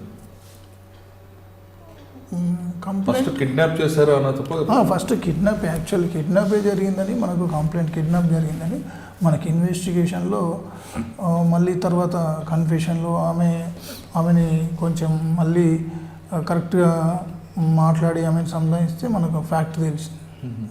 అప్పుడు చాలా sensational case. CV Anand sir టైంలో మీకు కూడా గుర్తుంటుంది, పెద్ద మొత్తంలో జరిగింది అది కేసు. అప్పటికి మనకి ఇది ఢిల్లీది ఇన్సిడెంట్ జరిగిపోయింది. నిర్భయ తర్వాత సెన్సేషన్. అప్పుడే మీరు సివి ఆనంద్ గారు ఐటీ సెక్టార్లో అందరు కూడా బస్సులు కూడా ఏర్పాటు చేశారు. ఏకే ఖాన్ గారు అప్పుడు ఆర్టీసీ ఎండి. అవును. తర్వాత ఇంకెక్కడ మంచి కేసులు ఇవ్వండి. నేను అక్కడ తర్వాత మళ్ళీ ఇదే ఎస్ఓటీలో ఉన్నప్పుడే ఇంకోటి పెద్దింటి గోల్లాస్ అని చెప్పేసి, యాక్చువల్లీ అప్పుడు ఒక గ్యాంగ్ ఉండే పెద్దింటి గోల్లాస్. మేము ఎస్ఓటీలో సిపిఏ సారీ ఉన్నారు సిపి గారు, సేమ్ ఎస్ఓటీకి అదో మళ్ళీ ఛాలెంజింగ్. అంటే వరుసగా ఈ 4-5 గ్యాంగ్ ఐసోలేటెడ్ ఉన్న ఇండ్లలో ఒక పెద్ద బండరాయి తీసేసి అందరినీ కట్టేసి గోల్డ్ లాక్కెళ్ళడం అది జరుగుతున్నప్పుడు అప్పుడు ఆల్మోస్ట్ హయత్ నగరు, షాద్ నగరు, కామారెడ్డి ఒక 15 అఫెన్స్లు జరిగినాయి మన సరౌండింగ్ డిస్ట్రిక్ట్లో. అప్పుడు జరుగుతుంటే మేము ఆల్ టెక్నికల్గా ఒక మాన్యువల్ ఇన్ఫర్మేషన్ తోటి మొత్తం అయితే పెద్దింటి గొల్లాస్ గ్యాంగ్ అని ఒక అతన్ని కర్నూలు నుంచి మా టీం మాదాపూర్ ఎస్ఓటి టీం ఒక ఇష్యూ మీద వర్కౌట్ చేస్తున్నారు. అంబర్పేట ఎస్ఓటి టీం ఒక దాని మీద వర్కౌట్ చేస్తున్నాం. ఒక వెహికల్ అయితే వచ్చింది, వెహికల్ ఏంది అనేది మేము చూస్తున్నాం. వాళ్ళేమో ఈ అసలు అఫెన్స్ ఎవరు చేసి ఉంటారు అనేది మన మాన్యువల్ ఇన్ఫర్మేషన్ తోటి పాత ఇన్ఫార్మర్లను పెట్టుకుని ఎవరు అయి ఉంటారు అనే దాని మీద మేము ఒకటి ఇన్ఫర్మేషన్ సెట్ చేస్తుంటే మన కర్నూలు నుంచి ఒక లీడ్ వచ్చింది పలానా వాళ్ళు అని చెప్పేసి అలా డీటెయిల్స్ రావడంతో దాన్ని వర్కౌట్ చేస్తున్నాం. కానీ వర్కౌట్ చేస్తున్నాం కానీ వాళ్ళు ఎవరు ఉన్నారు, ఎక్కడ ఉన్నారు అనేది మనం అప్పటికి 3-4 డేస్ అవుతుంది. మనకి వాళ్ళ మూవ్మెంట్ జరుగుతుంది, పర్టికులర్గా లొకేట్ చేయలేకపోతున్నాం. అప్పుడు మేమేం చేస్తున్నాం, ఒక టీము అఫెండర్స్ మీద వర్క్ చేస్తే అఫెండర్ యూజ్ చేసిన కారు మీద మేము ఇక్కడ Pushpan Kumar sir and Upender sir ఇక్కడ ఎస్ఓటి అంబర్పేటలో ఉంటాయి. అప్పుడు additional DCP sir Narasimharao sir, ఇంకా మా నరసింహరావు సార్ అని ఉండే. అయితే అంబర్పేట టీంలో మేము చేస్తున్నప్పుడు ఇలా వెహికల్ మీద వర్కౌట్ చేసినాం. అసలు ఈ వెహికల్ ఎన్ని మనకు ఈ మూమెంట్స్ తెలిసినాయి. ఇప్పుడు వాళ్ళది డాటా వచ్చేసరికి వీళ్ళ ఎక్కడెక్కడ అఫెన్స్ చేసిరు, చివేముల, సూర్యాపేట, బీబీ నగర్ ఇవన్నీ అఫెన్సులు చేసారు కాబట్టి వీళ్ళ మూవ్మెంట్ ట్రాక్ చేస్తున్నాం. వీళ్ళు ఎటు పోయేసి వచ్చి ఈ ఒక 3-4 అఫెన్సులు పోయేసేసరికి మనకు టోల్ ప్లాజాస్ ఉన్నాయి. టోల్ ప్లాజాస్ ఉంటే మేమేం చేసినాం, వీళ్ళు ఖచ్చితంగా పోతున్నారు, వస్తున్నారు, ఇన్ని ప్లేస్లకు రిటర్న్ పోతున్నారు, కామారెడ్డి పోయిరు, వచ్చిర్రు, సూర్యాపేట పోయిరు, చివేముల పోయిరు, బీబీ నగర్ పోయిరు, ఇవన్నీ పోయిరు కాబట్టి మనకి వీళ్ళు ఖచ్చితంగా టోల్ ప్లాజ్ చేసి ఉంటారు కదా అని ఈ పర్టికులర్ డేట్స్లలో వీళ్ళు ఎక్కడెక్కడ అఫెన్స్లు చేసిన డేట్లలో మేము వెహికల్ మీద వర్కౌట్ చేసినాం. మన టోల్ ప్లాజా దగ్గరికి వెళ్ళి కూర్చి షార్ట్ అవుట్ చేస్తుంటే మనకు ఒక వెహికల్ వచ్చింది. మనం ఈ ఒక వెహికల్ వచ్చింది. అయితే దాన్ని మనం సస్పెక్ట్ చేసినాం. అంటే ఇన్ని ప్లేస్లకి కామన్గా ఆ వెహికల్ ఉంది. ఇప్పుడు కామారెడ్డికి పోయినా ఉంది, సూర్యాపేట పోయినా ఉంది, కోదాడ పోయినా ఉంది. అంటే this is the offence vehicle అని చెప్పేసి అప్పుడు వెహికల్ మీద వర్కౌట్ చేస్తే దీంతో చాలా లీడ్ వచ్చింది మాకు. 1 ఫైన్ డే వీళ్ళు ఈ వెహికల్ మేము అన్ని టోల్ ప్లాజాలతో టచ్లో ఉన్నాం. 1 ఫైన్ డే వీళ్ళు ఏం చేశారు, అక్కడికి కర్నూలు వాళ్ళ ప్రాపర్కి వెళ్ళినారు. వెళ్తే మేమేం చేసినాము ఇలా లొకేషన్ మీద ఈ టోల్ ప్లాజాకి ఆల్రెడీ మనకు వెహికల్ నెంబర్ వచ్చింది కాబట్టి ఈ వెహికల్ పాస్ అయిందా అని చెప్తే వాళ్ళు చెప్పారు. చెప్తే మేము ఇమీడియట్గా ఏం చేసినాం, షాద్నగర్ దగ్గర ఒక టీము, జడ్చర్ల మహబూబ్నగర్ బార్డర్లో ఒక టీము, నెక్స్ట్ కర్నూలు దగ్గర ఒక టీము, హైదరాబాద్ దగ్గర ఒక టీం. అంటే ఎక్కడైతే అక్కడ మనకు క్యాచ్ చేయాలని చెప్పి పర్సన్స్ ఎవరో తెలియదు, ఒక పర్సన్ ఐడెంటిఫైడ్, మిగతా కార్ తెలుసు మాకు. ఇంట్లో ఎంతమంది ఉంటారో తెలియదు, వాళ్ళ దగ్గర ఏముంటుందో తెలియదు. ఒక టీం చేంజ్ చేస్తూ టువర్డ్స్ అనంతపూర్ పోతే ఈ టీము ఆ టోల్ ప్లాజా దాటేసి టువర్డ్స్ అనంతపూర్ వాళ్ళు రిటర్న్ అయ్యారు. వాళ్ళకి దగ్గర 60 కిలోమీటర్ల డిస్టెన్స్. ఈ టోల్ ప్లాజా దాటి ఇటు వస్తున్నది. ఇక మేమేం చేసినాము అంటే మా జడ్చర్ల టీము అన్నీ అలర్ట్ అయిపోయినాం. షాద్నగర్ దగ్గర టీం ఉంది, వాళ్ళు షాద్నగర్ రాకుండా ఏం చేశారంటే టువర్డ్స్ మహబూబ్నగర్ లోపలికి వెళ్ళిపోయినారు. లోపలికి వెళ్ళిపోయారు ఆ వెహికల్. అయితే బేసింగ్ ఆన్ ది లొకేషన్స్ మేము చూసి ఒక టీము మన టీం ఒకటి వాళ్ళని ట్రాక్ చేస్తూ రిటర్న్ వస్తుంటే ఒక దగ్గర వెహికల్ సైడ్కు మనం సస్పెక్ట్ చేసిన వెహికల్ ఉండడం జరిగింది. ఎట్ ఏ టైం అందరూ 5 ఒకటేసారి. అయితే అది ఎందుకు వచ్చిరంటే ఒక ఇల్లుని చూస్తున్నారు, ఒక ఐసోలేటెడ్ ఇల్లుని రక్కీ చేస్తున్నారు, దాన్ని ఫోకస్ చేసారు. నెక్స్ట్ ఈ రోజు నైట్ అది చేయాలని మహబూబ్నగర్కి జడ్చర్లకి మధ్యలో ఒక కాలనీ ఉంటుంది. ఆ కాలనీ హైవేకి పక్కన కొంచెం దూరం ఉంటుంది. అంటే వాళ్ళు వేసేది ఎట్లుంటుంది అంటే వాళ్ళు సెలెక్ట్ చేసిన ఇల్లు ఒక బండరా ఎత్తేసిన చుట్టుపక్కల ఎవరికి వినబడకుండా టార్గెట్ చేస్తుంటారు అన్నమాట. అట్లా వెహికల్ని రక్కీ చేస్తుంటే మన ఇల్లు రక్కీ చేస్తుంటే మాకు ఈ వెహికల్ కనిపించింది. కరెక్ట్ చూసి 5 ఉన్నప్పుడే మేము దాన్ని లిఫ్ట్ చేయడం జరిగింది. వాళ్ళు పారిపోవడానికి ప్రయత్నం చేయలేదు? లేదు, అసలు యాక్చువల్లీ వాళ్ళు ప్యాకింగ్ ఉన్నప్పుడే వాళ్ళు ఆల్రెడీ దిగి మళ్ళీ ఎక్కుతున్నప్పుడు మొత్తం సరౌండ్ చేసినాం. ఎట్లున్నారు అట్లా వాళ్ళు డ్రైవర్లు మా హ్యాండ్ వాళ్ళకి తీసేసుకొని వెహికల్ తీసేసుకొని వచ్చినాము. అప్పుడు దగ్గర 16 కేసులు డిటెక్ట్ అయినాయి మొత్తం సరౌండింగ్ అన్నీ కూడా. ఎస్ఓటి తర్వాత నాకు ఇక ఎంతసేపు సిటీ పోలీసింగ్ మనకు ఉంది కాబట్టి ఒక అడ్మినిస్ట్రేషన్ తెలియాలని చెప్పేసి మాకు ఒకప్పుడు ఆపర్చునిటీ వచ్చింది. E&F పోలీస్ స్టేషన్లని సిటీలో చేసిన వాళ్ళు జిల్లాలకు పోవాలని తెలిస్తే అప్పుడు నేను ఈ మెదక్ జిల్లా పెద్దశంకరంపేట మెదక్ సబ్ డివిజన్లో అప్పుడు వెంకటేశ్వర జిన్నారం సిఐ మన సంగారెడ్డి రూరల్ సిఐ ఉన్నారు సార్. అప్పుడు నాకు పరిచయం లేదు. అప్పుడు సిముజీ వాజ్పేయి మేడం ఎస్పీ ఉండే. అప్పుడు మమ్మల్ని E&F దాంట్లో నేను పెద్దశంకరంపేట మెదక్ జిల్లాకు పోయినా. అక్కడికి వెళ్ళిన తర్వాత దానికి చాలా డిఫరెంట్. మనం ఎంత పని చేస్తే పబ్లిక్ అంత ఆదరిస్తుంటాడు. ఇక్కడ అర్బన్ ఒక రూరల్ వస్తుంటారు. చాలా ఒక 22 విలేజ్లు. అక్కడ నాకు ఎస్ఓటీలో ఉన్న ఎక్స్పీరియన్స్ తోటి మంచి కేసులు యాక్చువల్లీ పబ్లిక్ అప్రిషియేట్ కేసులు డిటెక్ట్ చేయగలిగిన ఇక్కడ ఉన్నాయి. నేను పోగానే నేను పోయిన రిపోర్ట్ చేసిన 3 రోజులకే ఒక వీరోజుపల్లి అని విలేజ్ ఉంటుంది. అక్కడ ఒక మైనర్ పిల్లాడు స్కూల్కి వచ్చే పిల్లాడు కిడ్నాప్ చేయడం జరిగింది. కిడ్నాప్ రాగానే ఇమీడియట్గా నేను మిస్సింగ్ కేసు జరిగిన. మనకు తెలియదు అది యాక్చువల్లీ నేను పోయిన 2nd day 3rd day missing case జరిగిన తర్వాత ఒక 2 days తర్వాత మేము ఎఫర్ట్ చేస్తుంటే ఒక ఫోన్ వచ్చింది వాళ్ళ ఫాదర్కి. ఒక అన్నోన్ బాక్స్ నుంచి వచ్చేసి ఈ పిల్లాడికి 4 లక్షలు 5 లక్షలు ఇస్తేనే మేము వదులుతామని. ఆ కేసు కాస్త మైనర్ బాయ్ కిడ్నాప్ కింద టర్న్ అయిపోయింది. అప్పుడు కొద్దిగా మళ్ళీ సిన్స్ అయింది. అప్పుడు మా డిఎస్పీ గారు గోద్రు సార్ ఉండే, మన రఘు సారు జోగిపేట సిఐ ఉండే. యాక్చువల్లీ శంకరంపేట జోగిపేట సర్కిల్కి వస్తుంది. అప్పుడు తర్వాత ఆ కాల్స్ వచ్చినప్పుడు ఆ పేరెంట్స్ని మేము కన్సల్ట్ తీసుకొని ఎక్కడి నుంచి వచ్చింది ఏం కథ అనేది మా డీటెయిల్స్ మాకు ఇచ్చేసి వాళ్ళు వెంటనే మా దగ్గరనే పెట్టుకున్నాం ఇక పేరెంట్స్ని. ఎప్పుడు కాల్స్ వచ్చినా కూడా మేము అది ట్రాప్ చేయడానికి. తర్వాత మనకు ఒక కాయిన్ బాక్స్ నుంచి కాల్ వచ్చింది, 5 లక్షలు తీసుకొని రాకపోతే పిల్లల్ని చంపేస్తాం. అది కూడా మనకు అప్పుడు నేను ఎస్ఓటీలో చేసిన ఎక్స్పీరియన్స్ తోటి మనకి నెట్వర్క్స్ వాళ్ళు టచ్లో ఉండడం వల్ల నేను ఇమీడియట్గా బయలుదేరిపోయి అది తీరా చూస్తే KPHB హైదర్ నగర్ బాక్స్ నుంచి వచ్చింది. మన KPHB హైదర్ నగర్ బాక్స్ నుంచి రావడం జరిగింది. అయితే అది ఎక్కడి నుంచి వచ్చింది అనేది ఫస్ట్ తెలియదు. మనం పోయేసి ఎయిర్టెల్ ఆఫీస్లో కూర్చున్న తర్వాత దాని మీద అంతా వర్కౌట్ చేస్తుంటే సేమ్ మళ్ళీ ఒక ఫోన్ వచ్చింది. ఫోను లక్కీగా ఏం చేశారంటే ఆ పిల్లాడు కాయిన్ బాక్స్ నుంచేమో అఫెండర్ చేసిండు. తర్వాత ఒకసారి అఫెండర్ బయట పోయింది చూసి పిల్లాడు ఏం చేశాడు, ఒక ఫోన్ నెంబర్ నుంచి పేరెంట్స్కి ఫోన్ చేసి నేను ఇట్లా ఈ బాబు ఇట్లా నేను ఇక్కడ ఉన్నా ఏం చెప్పలేదు, నేను ఒక ఇంట్లో ఉన్నా అని చెప్తే వెంటనే ఆ ఫోన్ నెంబర్కి ఆ నెంబర్ తీసేసుకొని నేను నాకు మాట్లాడడం జరిగింది. ఓనర్కి మాట్లాడితే ఆమెకు తెలియదు ఇదంతా ఏం జరుగుతుంది అనేది తెలియదు. చెప్తే గిట్లా మేడం ఇట్లా ఉన్నాడు అబ్బాయి అంటే సరే గిది అడ్రస్ అని చెప్తే అప్పుడు హైదర్ నగర్కి వెళ్ళేసిన తర్వాత అప్పుడు హైదర్ నగర్ మనకు తెలియదు, లోపల గల్లీలోకి వెళ్ళిన తర్వాత ఓనరు అడ్రస్ చెప్తే పోతే మనకి ఈ పిల్లాడు ఒక రూమ్లో ఉన్నాడు, అఫెండర్ లేడు. అఫెండర్ ఎవడు అనేది మనకు తెలియదు, ఆ పిల్లాడికి తెలుసు ఎవరికి తెలియదు. తీరా చూస్తే పిల్లగాడి దగ్గర మేము బయట ఉన్నాము, వాచ్ చేసుకుంటూ ఉన్నాము, అతను వచ్చిండు. తీరా చూస్తే వాడు సొంత మేనబావ. ఓకే, మేనబావ అంటే ఒకవేళ ఇప్పుడు ఈ పిల్లాడికి ఆల్రెడీ బావని తెలుసు, వాడు లక్షలు డబ్బులు ఇచ్చినా ఇవ్వకున్నా ఆ పిల్లగాన్ని మాత్రం మళ్ళీ వదిలేయకపోతుంది. ఎందుకంటే అది అందరికి తెలిసిపోతుంది ఈ మేనబావని చేసిందని, చంపేస్తుండే కంపల్సరీ.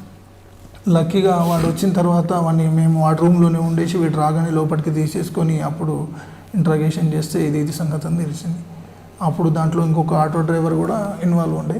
ఇద్దరిని తీసుకెళ్ళి అరెస్ట్ చేసి రిమాండ్ చేస్తే వాళ్ళ కన్విక్షన్ పడ్డది, 10 years కన్విక్షన్ పడ్డది. మీరు చెప్తున్న కేసులో 2-3 డౌట్స్ వస్తాయండి. కిడ్నాప్ కేసులు ఎక్కువగా చేసేవాళ్ళు బంధువులు, రిలేటెడ్ వాళ్ళే చేస్తుంటారు, బయట వాడని చాలా రేర్ ఉంటుంది. దీనివల్ల మీడియాలో బాబు కిడ్నాప్, గాలింపు, పోలీసులు గాలింపు అనే బ్రేకింగ్లు పడడం వల్ల పోలీస్ ఇన్వెస్టిగేషన్కి ఏమైనా ఇబ్బంది ఉంటుందా? ఇప్పుడు మామూలుగా నార్మల్ సిచ్యువేషన్ నుంచి ఇలాంటి బ్రేకింగ్ న్యూస్ రావడంతో వాళ్ళు ఎంత అలర్ట్నెస్ అవ్వాలన్నా అవుతారు. అంటే వాళ్ళు ప్రికాషన్స్ తీసుకోవడం వల్ల మనకి ఇన్వెస్టిగేషన్కి అడిల్స్ ఏర్పడతాయి ఆటోమేటిక్గా. సార్, మీరు కిడ్నాప్ కేసు తీసుకొచ్చారు. ఆ కిడ్నాప్ కేసులో కిడ్నాప్ జరిగిన వెంటనే ఫస్ట్ కిడ్నాప్ అని కూడా ఎవరు ముందు మిస్సింగ్ అంటారు, తర్వాత వాడు ఎప్పుడైతే డబ్బులు డిమాండ్ చేస్తారో కిడ్నాప్ కేసు మీరు ఆల్టర్నేట్ చేస్తారు. అప్పుడు మీడియా రోల్ ఏ విధంగా ప్లే చేయాలి? ఇప్పుడు ఒక ఇది ఇట్లా ఇన్సిడెంట్ న్యూస్ బయటకు రాగానే జనరల్గా మనకు మీడియాలో బ్రేకింగ్ న్యూస్లు అవి పడుతుంటాయి. దానివల్ల ఏమవుతుందంటే ఈ సెన్సేషనల్ ఇష్యూస్ కాబట్టి ఇప్పుడు అక్యూడ్ ఎవరైతే ఉన్నాడో ఇదంతా ఎలాగైనా పోలీసులు పట్టుకుంటుంటే ఇమీడియట్గా ఎస్కేప్ అయ్యే ప్రయత్నంలో కిడ్నాప్ చేసిన వాళ్ళని చంపే అవకాశం చాలా ఉంటుంది, సెన్సిటివ్ ఇష్యూ కాబట్టి. ఇట్లాంటి పర్టికులర్ కేసులలో కొంచెం అంటే నార్మల్గా ఇన్వెస్టిగేషన్కి సపోర్ట్ అయ్యేటట్టుగా ఉండాలా. కాబట్టి మనం ఎంతసేపు కాంపిటేటివ్ మెజర్స్లో పోతుంటే మనకు ఎవరికైతే బాధిత ఉన్నాడో ప్రమాదం జరిగే అవకాశం ఉంది. కాబట్టి కొంచెం మన ఒక అంటే మీరు చేసిన కేసులో అక్కడ మీడియాలో బ్రేకింగ్ రాలేదు కాబట్టి అబ్బాయి సేవ్ అయ్యాడు సార్. అవును, అప్పుడు యాక్చువల్ ఏంటంటే సార్ అక్కడ రూరల్ ఏరియా కాబట్టి అంత లోకల్ ప్రెస్ వాళ్ళకి మామూలుగా ఇది మిస్సింగ్ కేసులో అందరికీ వచ్చింది కాబట్టి ఈ ఇన్వెస్టిగేషన్లో వీలైనంత మట్టుకు మేము ఇది లీక్ కాకుండా చేసాం. ఎందుకంటే అక్కడ నా వైపు నుంచి కూడా ఒకటి ఇటువంటి కేసులు వచ్చినప్పుడు మిస్సింగ్ కేసుగానే మీడియాకి ఇస్తే బెస్ట్ కదండి. కిడ్నాప్ కేసు అని చెబితే ఆల్రెడీ మీడియా అలర్ట్ అవుతారు. మిస్సింగ్ కేసు అని చెప్పి మిస్సింగ్ అవుతుంది, మిస్సింగ్ బాబు మిస్ అయ్యాడని చెప్పి మీరు వాడు డబ్బులు డిమాండ్ చేస్తున్నాడు అనే విషయాన్ని బయటికి లీక్ చేయకుండా మీరు ఇన్వెస్టిగేషన్ జనరల్గా మీడియాకి చెప్పండి కాదు. ఒకటి ఏంటంటే మిస్సింగ్ కేసు ఒక్కోసారి చాలా తక్కువ శాతంలో కిడ్నాపింగ్స్ ఉంటాయి. మ్యాక్సిమం కూడా మీడియాలో వచ్చే ఆర్టికల్స్, మీడియాలో దానివల్లనే పోలీస్ స్టేషన్కి పబ్లిక్ తీసుకుపోవడము, లేకపోతే ఒక అవగాహన పబ్లిక్లో రావడం మాత్రం మీడియాతో జరుగుతుంది. కానీ సెన్సేషనల్ కేసెస్లో మాత్రం మిస్సింగ్ అని చెప్తున్నాం మేము maximum. Okay sir, kidnap case తర్వాత మీరు మంచి కేసు తర్వాత సార్ మెదక్లో ఉన్నప్పుడే ఇంకో యాక్చువల్లీ ఎందుకంటే ఇప్పుడు వ్యవసాయదారులకు సంబంధించి ఒక ఇన్సిడెంట్ మెదక్ సబ్ డివిజన్లో జరుగుతుండే కంటిన్యూస్గా. అప్పుడు నేను ఆడ సబ్ ఇన్స్పెక్టర్ ఉన్నప్పుడు అప్పటికి సుమతి మేడం ఎస్పీగా వచ్చారు. అప్పుడు ఈ వరుసగా ట్రాన్స్ఫార్మర్లు దొంగతనం, హైవే పక్కన ఒక గ్యాంగ్ ట్రాన్స్ఫార్మర్ దొంగతనం చేస్తూ మెదక్ సబ్ డివిజన్ మొత్తంలో అప్పుడు ఈ పొద్దున్న మార్నింగ్ లేవగానే మళ్ళీ ఏదో ట్రాన్స్ఫార్మర్ దొంగతనం అయితే అన్న భయం స్టార్ట్ అయిపోయింది వాళ్ళు. ఎందుకంటే అది కంపల్సరీ ఉంటుంది కదా, వెళ్ళగదాన్ని వాళ్ళు ట్రిప్ చేసేసి చేస్తారు. ట్రిప్ చేసేసి తలక నొప్పి బాగా మంచి. అది ఎందుకంటే రైతులకు అవసరం ఒకటి, అది దానివల్ల నష్టపోతారు ఒకటి, అది కంపల్సరీ వాళ్ళకి ఈ పోలీస్ అప్రోచ్ కంపల్సరీ కావాల్సిందే. అది అట్లా మాకు ఈ మా లిమిట్స్లో ఒక రోజు ఒకటి, ఇంకో రోజు 2 అట్లా రిపోర్ట్ అవుతూనే ఉన్నాయి. తర్వాత మాకు అప్పుడు రాజారత్నం డిఎస్పీ సార్ మెదక్ ఉండే, నాగయ్య సార్ సర్కిల్ ఇన్స్పెక్టర్ ఉండే జోగిపేటలో. ఈ మార్నింగ్ అవుతూనే మళ్ళీ ఏం ట్రాన్స్ఫార్మ్ అవుతుంది అంటే ఎంచుకొచ్చింది. అప్పుడు వరుసగా అప్పుడు అవుతున్నప్పుడు ఒక గ్యాంగ్ ఆపరేట్ చేస్తుంది అయితే తెలుసు. అప్పుడు మా హైవే మాది సోలాపూర్ హైవే కాబట్టి శంకరంపేట, ఆ హైవే పక్కన వీళ్ళు ఏం చేస్తారంటే జస్ట్ ట్రిప్ చేసేసి దాన్ని కింద తోసేసి నట్లతో తీసి దాంట్లో ఉన్న కాపర్ కాయలు మెయిన్, కాపర్ కాయలు కాస్ట్లీ కాబట్టి దాన్ని దొంగతనం చేస్తారు. వాళ్ళకు వచ్చేది కొంచెమే కానీ నష్టం అనేది రైతుకు బాగా. అప్పుడు సుమతి మేడం ఇంకా ఈ చాలా ఫోకస్గా ఉంటుండే మేడం ఈ కంప్లైంట్ బాధితుల విషయంలో. మేడం చాలా రెస్పాన్స్ అవుతుంది. వరుసగా అవుతున్నప్పుడు మాకేం చేయాలో అర్థం కాలే. తర్వాత అప్పుడు మా దగ్గరనే టీం ఏం చేసినామంటే ఒక 4 రోజులు కష్టపడ్డాం. ఇంకేం చేసినామంటే కంటిన్యూ అవుతున్నాయి కాబట్టి మాకు అప్పటికి ఒక ఇన్ఫర్మేషన్ ఏం తెలిసిందంటే మాకు ఒక చిన్న లీడు ఒక ఆటోలో ఒక 4-5 మంది వచ్చినారు, అందులో ఒక లేడీ ఉందని ఒక ఇన్ఫర్మేషన్ వచ్చింది నాకు. మా వాళ్ళకి నేను బ్రీఫ్ చేసిన. నాకు అప్పుడు ఈ గవర్నమెంట్ వెహికల్ రాలేదు, ప్రైవేట్ వెహికల్ నా కార్లో అండ్ ఒక 2 టీంలు ఆటోలో చేసి మా స్టాఫ్ని నేను హైవే మా స్ట్రెచ్ ఎంత అవుతుందో హైవేలో పెట్రోలింగ్ చేస్తున్నాం. 2 ఆటోలు పెట్టినాము, ఒక కారులో నేను ఒక కానిస్టేబుల్ ఉన్నాడు, రిమైనింగ్ ఆటోలలో మా స్టాఫ్ ఉన్నారు. మా హైవే స్ట్రెచ్ చేస్తుంటే లక్కీగా ఒక దగ్గర అప్పటికే మా వాళ్ళకి బ్రీఫ్ చేసిన 7 నుంచి 8 మంది ఒక ఆటోలో ఉండి ఒక లేడీ ఉండి వాళ్ళు ఏదైనా ప్లీ తీసుకుంటారు అంటే మన వైఫ్ సార్ ఇట్లా కడుపు నొప్పి వచ్చింది మేము హాస్పిటల్ తీసుకెళ్తున్నాం అని ప్లీ తీసుకుంటారు అని చెప్పేసి వీళ్ళందరికీ బ్రీఫ్ చేసిన. లక్కీగా మా దగ్గర ఒక విలేజ్లో మా బార్డర్లో ఇట్లనే సేమ్ ఒక ఆటో సైడ్కి ఆగేసి అందులో ఒక లేడీ ఉంది. సేమ్ మామూలు చెక్ చేస్తుంటే ఇదే ప్లీ చెప్పారు, సార్ కడుపు నొప్పి లేచింది హాస్పిటల్ తీసుకెళ్తున్నామని. అప్పటికి బ్రీఫ్ చేసినా కాబట్టి ఒక హోమ్ గార్డ్ రవి అని ఉండే, it's a very intelligent fellow. ఆయన ఏం చేసిండు, వెంటనే ఆటోలో ఆ బ్యాక్ సైడ్ వంగి చూస్తే దాంట్లో కాయిల్స్ ఉన్నాయి. వాళ్ళిద్దరే ఉన్నారు. అప్పుడు వాళ్ళు పట్టుకునే లోపలనే 8 మంది ఆ పక్కన ఉన్న విలేజ్లకు ఒక ఇద్దరిని పట్టుకున్నారు, పక్కన ఉన్న విలేజ్లకు వెళ్ళిపోయారు. మొత్తం నైటు ఆ లేడీ అందరితో సహా ఆ విలేజ్లోకి వెళ్ళారు. అప్పుడు కరెక్ట్గా మాకు ఎర్లీ అవర్స్ 2 అవుతుంది. నాకు ఇమీడియట్గా చెప్పగానే నేను పోయినాను. నేను ఇటు పక్కన ఉన్నాను, వాళ్ళకి అటు పక్కన దొరికాను. ఇమీడియట్గా పోతే 2 గంటలకు స్టార్ట్ అయింది. నేను ఉన్న ఊర్లో అన్ని విలేజ్ల సర్పంచ్లను అలర్ట్ చేసిన, ఇది జరిగింది, ఇట్లా జరుగుతుంది, విలేజ్లకు వస్తున్నారు, కొంచెం మీరు అందరూ అంటే సర్పంచ్లు పాపం వాళ్ళ టీంని పెట్టుకున్నారు. పొద్దున 2 గంటలకు స్టార్ట్ అయిన ఆపరేషను సాయంత్రం 4 గంటలకి, నెక్స్ట్ డే సాయంత్రం 4 గంటలకి లాస్ట్ క్యాండిడేట్ని ఇక్కడ నేను ఇష్నాపూర్ దగ్గర వచ్చి లిఫ్ట్ చేసుకొని పోయినాను. అంటే టోటల్ 9 మంది రిసీవర్లతో 11 మందిని అరెస్ట్ చేసిన. దొరికారు కొంతమంది, ఫస్ట్ ఇద్దరు, తర్వాత సర్పంచ్ని అలర్ట్ చేస్తే వీళ్ళు పరిగెత్తి ఏదో ఒక విలేజ్కి వెళ్ళాలి కదా, అట్లా ఒక విలేజ్లో సార్ ఇక్కడ ఒకరు దొరికాడు అక్కడ దొరికాడు చేసి వాళ్ళు పాపం జనాలు కూడా అదే చెప్తున్నా, పోలీస్కు మనం ఓపెన్ హార్టెడ్గా పనిచేస్తే అంత రెస్పాన్స్ ఉంటుంది పోలీస్ వాళ్ళు. అయితే వాళ్ళు ఒక్కొక్కరు 4 విలేజ్లలో 4 దొరికినారు. లాస్ట్ క్యాండిడేట్ని నేను ఇష్నాపూర్ దగ్గర మళ్ళీ అప్పుడు ఉన్న ఈ టెక్నాలజీ ఎక్స్పీరియన్స్ తోటి ఇక్కడ నుంచి వచ్చి లిఫ్ట్ చేశాను. అప్పుడు సబ్ డివిజన్లో ఒక 13 పోలీస్ స్టేషన్లలో కేసులన్నీ వెళ్ళిపోయినాయి. 9 మందిని అరెస్ట్ చేసినాం. అక్కడి నుంచి ఎక్కడికి వచ్చారు మీరు? అక్కడ నుంచి నేను తర్వాత మాది పీరియడ్ అయిపోయింది, 2 ఇయర్స్ పీరియడ్ అయిపోగానే నేను మళ్ళీ కేపీహెచ్బి అప్పుడు సివిఆనంద్ సార్ ఉన్నప్పుడు సార్కి రిపోర్ట్ చేస్తే నాకు కేపీహెచ్బి ఇచ్చారు. అప్పుడు అడ్మిన్గా 2 ఇయర్స్ చేసాను. అప్పుడు మీరు పరిచయం. తర్వాత నాకు అక్కడ అడ్మిన్లో ఏమి నేర్చుకున్నారు మీరు? కేపీహెచ్బి అనేది చాలా హెవీ పోలీస్ స్టేషన్ కంప్లైంట్స్ కానీ పబ్లిక్ డెన్సిటీ ఉన్నది. కూకట్పల్లి ఫేమస్ మనకి హౌసింగ్ బోర్డ్ అనేది మనకు రాష్ట్రం నేషనల్. అప్పుడు అడ్మిన్లో పబ్లిక్తో అప్పటికి స్టార్ట్ అయిపోయింది మనకి రెస్పాన్స్ ఎలా ఇవ్వడము. ఇమీడియట్గా ఒక ఫిర్యాదు వస్తే మనం రెస్పాన్స్ ఇచ్చేసి ఇమీడియట్గా ఎఫ్ఐఆర్ చేయడం, వాళ్ళకు వీలంత మట్టుకు న్యాయం జరిగే విధంగా చేయడం. అప్పుడు ఒక ఆల్మోస్ట్ ఒక ఎస్హెచ్ఓ లాగా అక్కడ నాకు ఒక ఎక్స్పీరియన్స్ వచ్చింది. అంటే పోలీస్ స్టేషన్లో రాగానే రిసెప్షన్లో మీరు ఉండేవారు, కంప్లైంట్లు అడ్మిన్ నేనే ఉండేవాడిని. నా తర్వాత అది చూసి మీరు పనిచేసిన టైంలో ఏ నేచర్ కంప్లైంట్ ఎక్కువ వచ్చేవాడి కేపీహెచ్బిలో?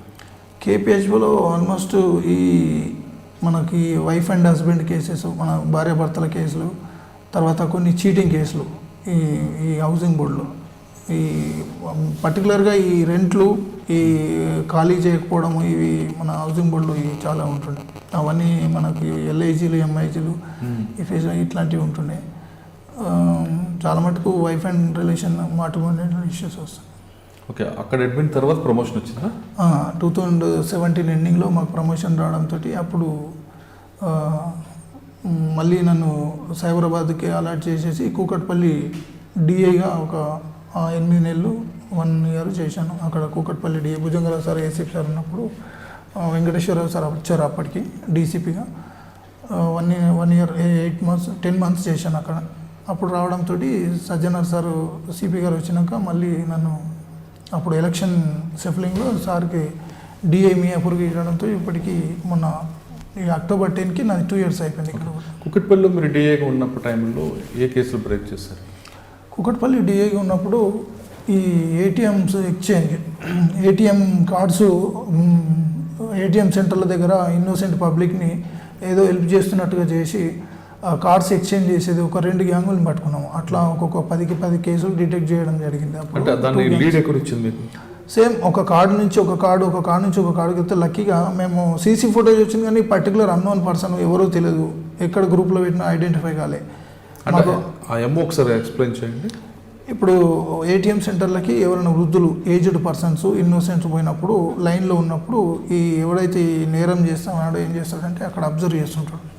వాళ్ళది కొంచెం వాడికి వాళ్ళు తెలిసిపోతుంది, వీళ్ళకి నాలెడ్జ్ లేదని చెప్పి, సార్ ఇట్లా నేను మీకు హెల్ప్ చేసి ఇస్తాను, సార్ డ్రా చేసి ఇస్తానని చేసినప్పుడు అతను పాస్వర్డ్ అది ఇది చెప్పగానే ఏం చేస్తాడంటే హెల్ప్ చేసేసి ఆయన కార్డు అది ఇవ్వడు. నెక్స్ట్ ఎక్స్చేంజ్ చేసేసి ఇప్పుడు ఎస్బీఐ కార్డు ఉందనుకో, ఈయన దగ్గర కొన్ని ఉంటాయి కార్డులు, అఫెండర్ దగ్గర ఎస్బీఐ ఉంటుంది, ఆంధ్ర ఉంటుంది, అన్నీ ఉంటాయి. ఆ కార్డులు ఏం చేస్తారంటే సేమ్ కార్డు తీసి ఈమెకి ఇచ్చేస్తాడు. ఈమె 4,000 ఏదో డ్రా చేసుకుని వెళ్ళిపోతుంటాయి. ఈమె పోయి కొంచెం ఉండే ఆమెకు మెసేజ్లు వస్తుంటాయి. పాస్వర్డ్ ఈయన ఆల్రెడీ చూసిండు కాబట్టి, కార్డు ఈయన దగ్గర ఉంది కాబట్టి దాని ఒక 15,000 20,000 అట్లా డ్రా చేసుకొని వెళ్ళిపోయేసరికి వాళ్ళు వెళ్ళిపోయిన తర్వాత మెసేజ్లు చూసుకుంటారు వాళ్ళు డ్రా అయిందని. అప్పుడు కంప్లైంట్ లాడ్జ్ చేయడం జరుగుతుంది. అప్పటికి అఫెండర్ ఉండడు. మనకు ఉన్న సీసీ ఫుటేజ్ ఏటీఎం సెంటర్లో ఉన్నది కొంచెం డిమ్గా, అది క్లారిటీ ఉండదు. అట్లా మనకు ఎవరు అఫెండర్ ఉండరు కానీ అతను పర్టికులర్ ఎవరు అనేది తెలుసుకోవడం అది లక్కీగా అట్లా వరుసగా అవుతున్నాయి. మా దగ్గర ఒక 4 నుంచి 5 అఫెన్స్లు అయినాయి. ఎస్ఆర్ నగర్లో అయినాయి. కార్డ్స్ ఎక్స్చేంజ్ చేస్తుంటే మేము కార్డ్స్ డీటెయిల్స్ ఇస్తాం కదా, వచ్చిన కార్డు ఎవరిది అంటే ఎస్ఆర్ నగర్ అంటే మా దగ్గర కూడా నేను కూడా మోసపోయినా సార్, నాకు ఈ కార్డు ఇచ్చిండు. ఆయన దగ్గరికి వెళ్తే ఆ కార్డు ఎన్నో మౌలాలీలు ఉంటుంది, మౌలాల దగ్గరికి పోతే నాకు ఈ కార్డు ఇచ్చిండు. అట్లా ఒక సైకిల్ లాగా తిరుగుతూ ఉంది. లక్కీగా మా దగ్గరనే ఒకసారి పెట్రోలింగ్ చేస్తుంటే సేమ్ మాకు అప్పటికి సీసీ ఫుటేజ్ ఒక బండి డ్రెస్ ప్యాటర్న్ అయితే ఒక వెహికల్కి ఒక మా నవీన్ అని క్రైమ్ కానిస్టేబుల్ ఉంటుంది, నవీన్ అండ్ కబీర్ అని చెప్పేసి పెట్రోలింగ్ తిరుగుతుంటే ఒక వెహికల్కి బ్లాక్ బట్ట కట్టింది వెనక నెంబర్ ప్లేట్కి. వీళ్ళు నార్మల్గా పోతున్నప్పుడు దాన్ని అబ్జర్వ్ చేయండి.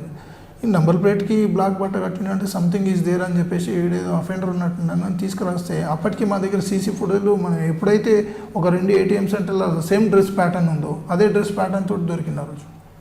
తీరా చూస్తే అప్పుడు ఈ పలానా అనిల్ కుమార్ అని చెప్పేసి ఐడెంటిఫై చేయడం జరిగింది. అప్పుడు అతను ఇంట్రాగేషన్ చేస్తే దగ్గర 10 నుంచి 12 కేసులు అవి ఒక 1,70,000 రికవరీ చేయడం జరిగింది. ఓకే, అదే అక్కడ అదొకటే కేసు మీకు గుర్తుంది? అంటే ఉంది, వేరే కూడా ఉన్నాయి కాబట్టి పర్టికులర్గా మనం వర్కౌట్ చేసిన కేసు. ఓకే, తర్వాత మీరు మియాపూర్ వచ్చారు. మియాపూర్ వచ్చాను 2000. ఓకే, మియాపూర్లో మనం మాట్లాడే ముందు మీరు ఇంకొక 2-3 కేసులు చెప్తా అన్నారు. మీకు ఇప్పుడు రిలయన్స్ కేసు కాకముందు ఇక్కడ మియాపూర్ రైట్, మేము మియాపూర్లో నేను 2018 అక్టోబర్లో వచ్చినాను. ఇప్పటికి 2 years 4 months దాదాపు అయింది. ఇక్కడ ఏంటంటే రూరల్కి దీనికి బాగా తేడా ఏంటంటే ఆఫీసర్స్ ఎక్కువ మానిటరింగ్ అనేది బాగా క్లోజ్ మానిటరింగ్ ఉంటుంది. టెక్నికల్గా బాగా సౌండ్ ఉంటారు ఇక్కడ అందరు కూడా, లైక్ బిలో స్టాఫ్ కూడా బాగా యాక్టివ్గా ఉంటారు. ఏ ఇష్యూ జరిగినా 10 మంది చాలామంది మనకు సపోర్టివ్గా వచ్చేస్తారు. ఎస్పెషల్లీ ఇప్పుడు మా సార్ వచ్చినాక మా డీజీ గారు తీసుకున్న స్పెషల్ ఫోకస్ ఏదంటే కెమెరాస్, సీసీటీవీ కెమెరాస్ మన రాష్ట్రంలో అయితే కానీ మా సిపి గారు అయితే కానీ ఎవరు, దాంతో మేమంతా కూడా ఫోకస్ అన్నీ కూడా సీసీ కెమెరాల ఇన్స్టాలేషన్ మీద కమ్యూనిటీ తోటి బాగా దగ్గరికి అయ్యి వాళ్ళతోటి ఇన్స్టాలేషన్ చేయించడం వల్ల అసలు డిటెక్ట్ కాదు అన్నటువంటి కేసు అయితే ఇంతవరకు లేదు మా దగ్గర 2 years. ఎటువంటి కేసు అయినా 100% మాకు లీడ్ వచ్చింది సీసీటీవీ కెమెరాస్ తోటి. దానికి అనుగుణంగా కొలాబరేటివ్గా టెక్నాలజీ యూజ్ చేసుకొని సపోర్ట్గా పెట్టినాం. ఇక్కడ వచ్చినప్పుడు ఇక్కడ లా అండ్ ఆర్డర్ ఇష్యూస్ ఉంటాయి, ఇక్కడ ప్రాపర్టీ అఫెన్సెస్ అవుతుంటాయి. ఇక్కడ హైవే కాబట్టి కొన్ని వేరే ఇంటర్స్టేట్ గ్యాంగ్స్ కూడా కొన్ని అఫెన్సెస్ చేస్తుంటాయి.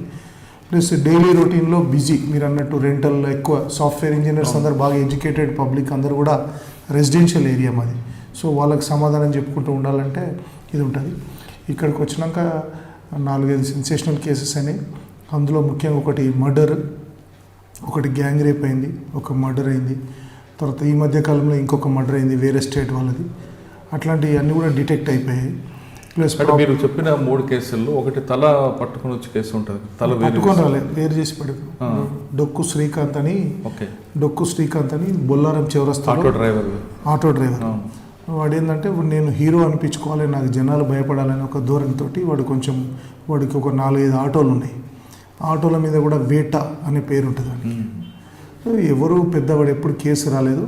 బట్ ఒకరోజు మార్నింగ్ అర్లీ మార్నింగ్ 5 o'clock నాకు ఒక ఫోన్ వచ్చింది, సార్ ఇక్కడ ఒక తల పడిపోయింది సార్ అని. ఇమ్మీడియట్లీ నేను ఇంట్లో 5 o'clock అంటే ఇంట్లోనే ఉంటాము ఆబ్వియస్లీ, నా పర్సనల్ కార్లో వెళ్ళిపోయినాను. తల చూసినాము, ఫొటోస్ కొట్టుకున్నాము. ఫస్ట్ ఐడెంటిఫై కాలేదు, 1 గంట తర్వాత ఐడెంటిఫై అయింది. ఇంకొక ఫోన్ వచ్చింది, ముండేం వచ్చేసి అక్కడి నుంచి 3 kilometers జంగల్లో ఉంది సార్ అని. అక్కడికి వెళ్ళాము, పంచనామా లీగల్ ప్రాసెస్ అంతా చేసాము. ఎవరు ఇది అని చూస్తే సీసీటీవీ కెమెరాస్లో ఒక ఆటోలో వచ్చి పడేసిపోయినట్టుగా ఉంది వేట. ఎవడు ఇది అని చెప్పి తెలిస్తే వెళ్ళింది. వాడు ఇమీడియట్లీ ఎక్కడంటే నల్గొండ కొట్టేసి 1 second వైఫ్ ఉంది ఒక ఆమె తీసుకొని నల్గొండ హాలే వరకు వెళ్ళారు. నేను మహేష్, అప్పుడు ఎస్ఓటీలో రమేష్ అని మా ఇన్స్పెక్టర్ ఉండే సార్, ఎమ్మటే సిపి గారు డీసీపీ గారు ఇమ్మీడియట్లీ టీమ్స్ని పంపించారు.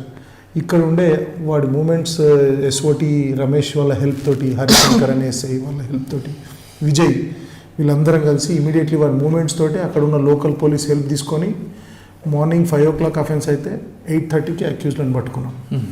అది టెక్నాలజీ అనేది ఎంత ఉపయోగపడుతుంది అనేది అప్పుడు అంటే మంచి కోఆర్డినేషన్ ఉంటే ఎస్ఓటీ, లా అండ్ ఆర్డర్, మా క్రైము మేమందరం కలిసికట్టుగా పనిచేస్తే ఎప్పుడు 4-5 రోజులకు దొరికేటోడు ఇమీడియట్లీ 3 గంటలలో దొరికాడు. అదొక బ్యూటిఫుల్ కేసు అది. ఇప్పుడు మీరు చెప్తున్న బేట అనే వాడి గురించి మనం డిస్కస్ చేద్దాం.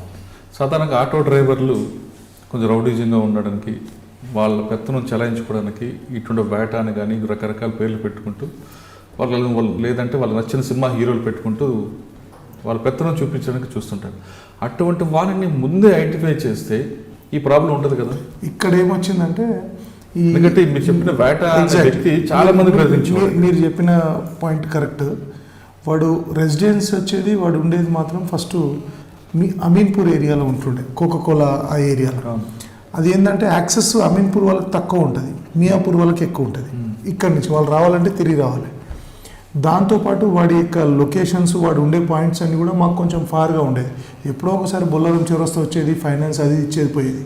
వాడి మీద మాకు వాడి దురదృష్టం, వాడి అదృష్టం ఏంటంటే ఎప్పుడు కంప్లైంట్ రాలే, ఒక బెదిరించినట్టు అది. వన్స్ ఇదంతా తీసిన తర్వాత వాడి మీద ఆల్రెడీ అమీన్పూర్లో అయింది కేసు, ఒక 307. తర్వాత రామచంద్రపురంలో అయింది కేసు, మియాపూర్లో అంతవరకు దక్కలేదు. ఆ తర్వాత ఇవన్నీ ఫైండ్ అవుట్ చేస్తే ఇప్పుడు కంప్లీట్లీ వాడి చరిత్ర అంతా తీసినాం. మన ఆటోలన్నీ సీజ్ అయ్యాయి.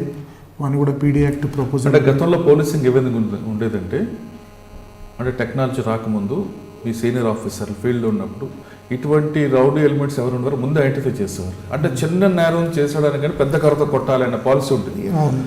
ఆ పాలసీ వల్ల ఏముందంటే వాళ్ళ తర్వాత నేరం చేయడానికి భయపడే పరిస్థితి ఉంటుంది. ఇప్పుడు ఆ ప్యాటర్న్ తప్పుతుందని మనం అనుకోవచ్చు. 100% తప్పలేదు. ప్రతి ఆటో స్టాండ్ మీద, లారీ అడ్డా మీద, బస్ స్టాండ్స్ దగ్గర, ఆకతాయిలు తిరిగే దగ్గర, షీట్ టీమ్స్ కానీ ప్రతి ఒక్క దగ్గర మాకు ఇన్ఫర్మేషన్ సిస్టమ్ అనేది ఉంది.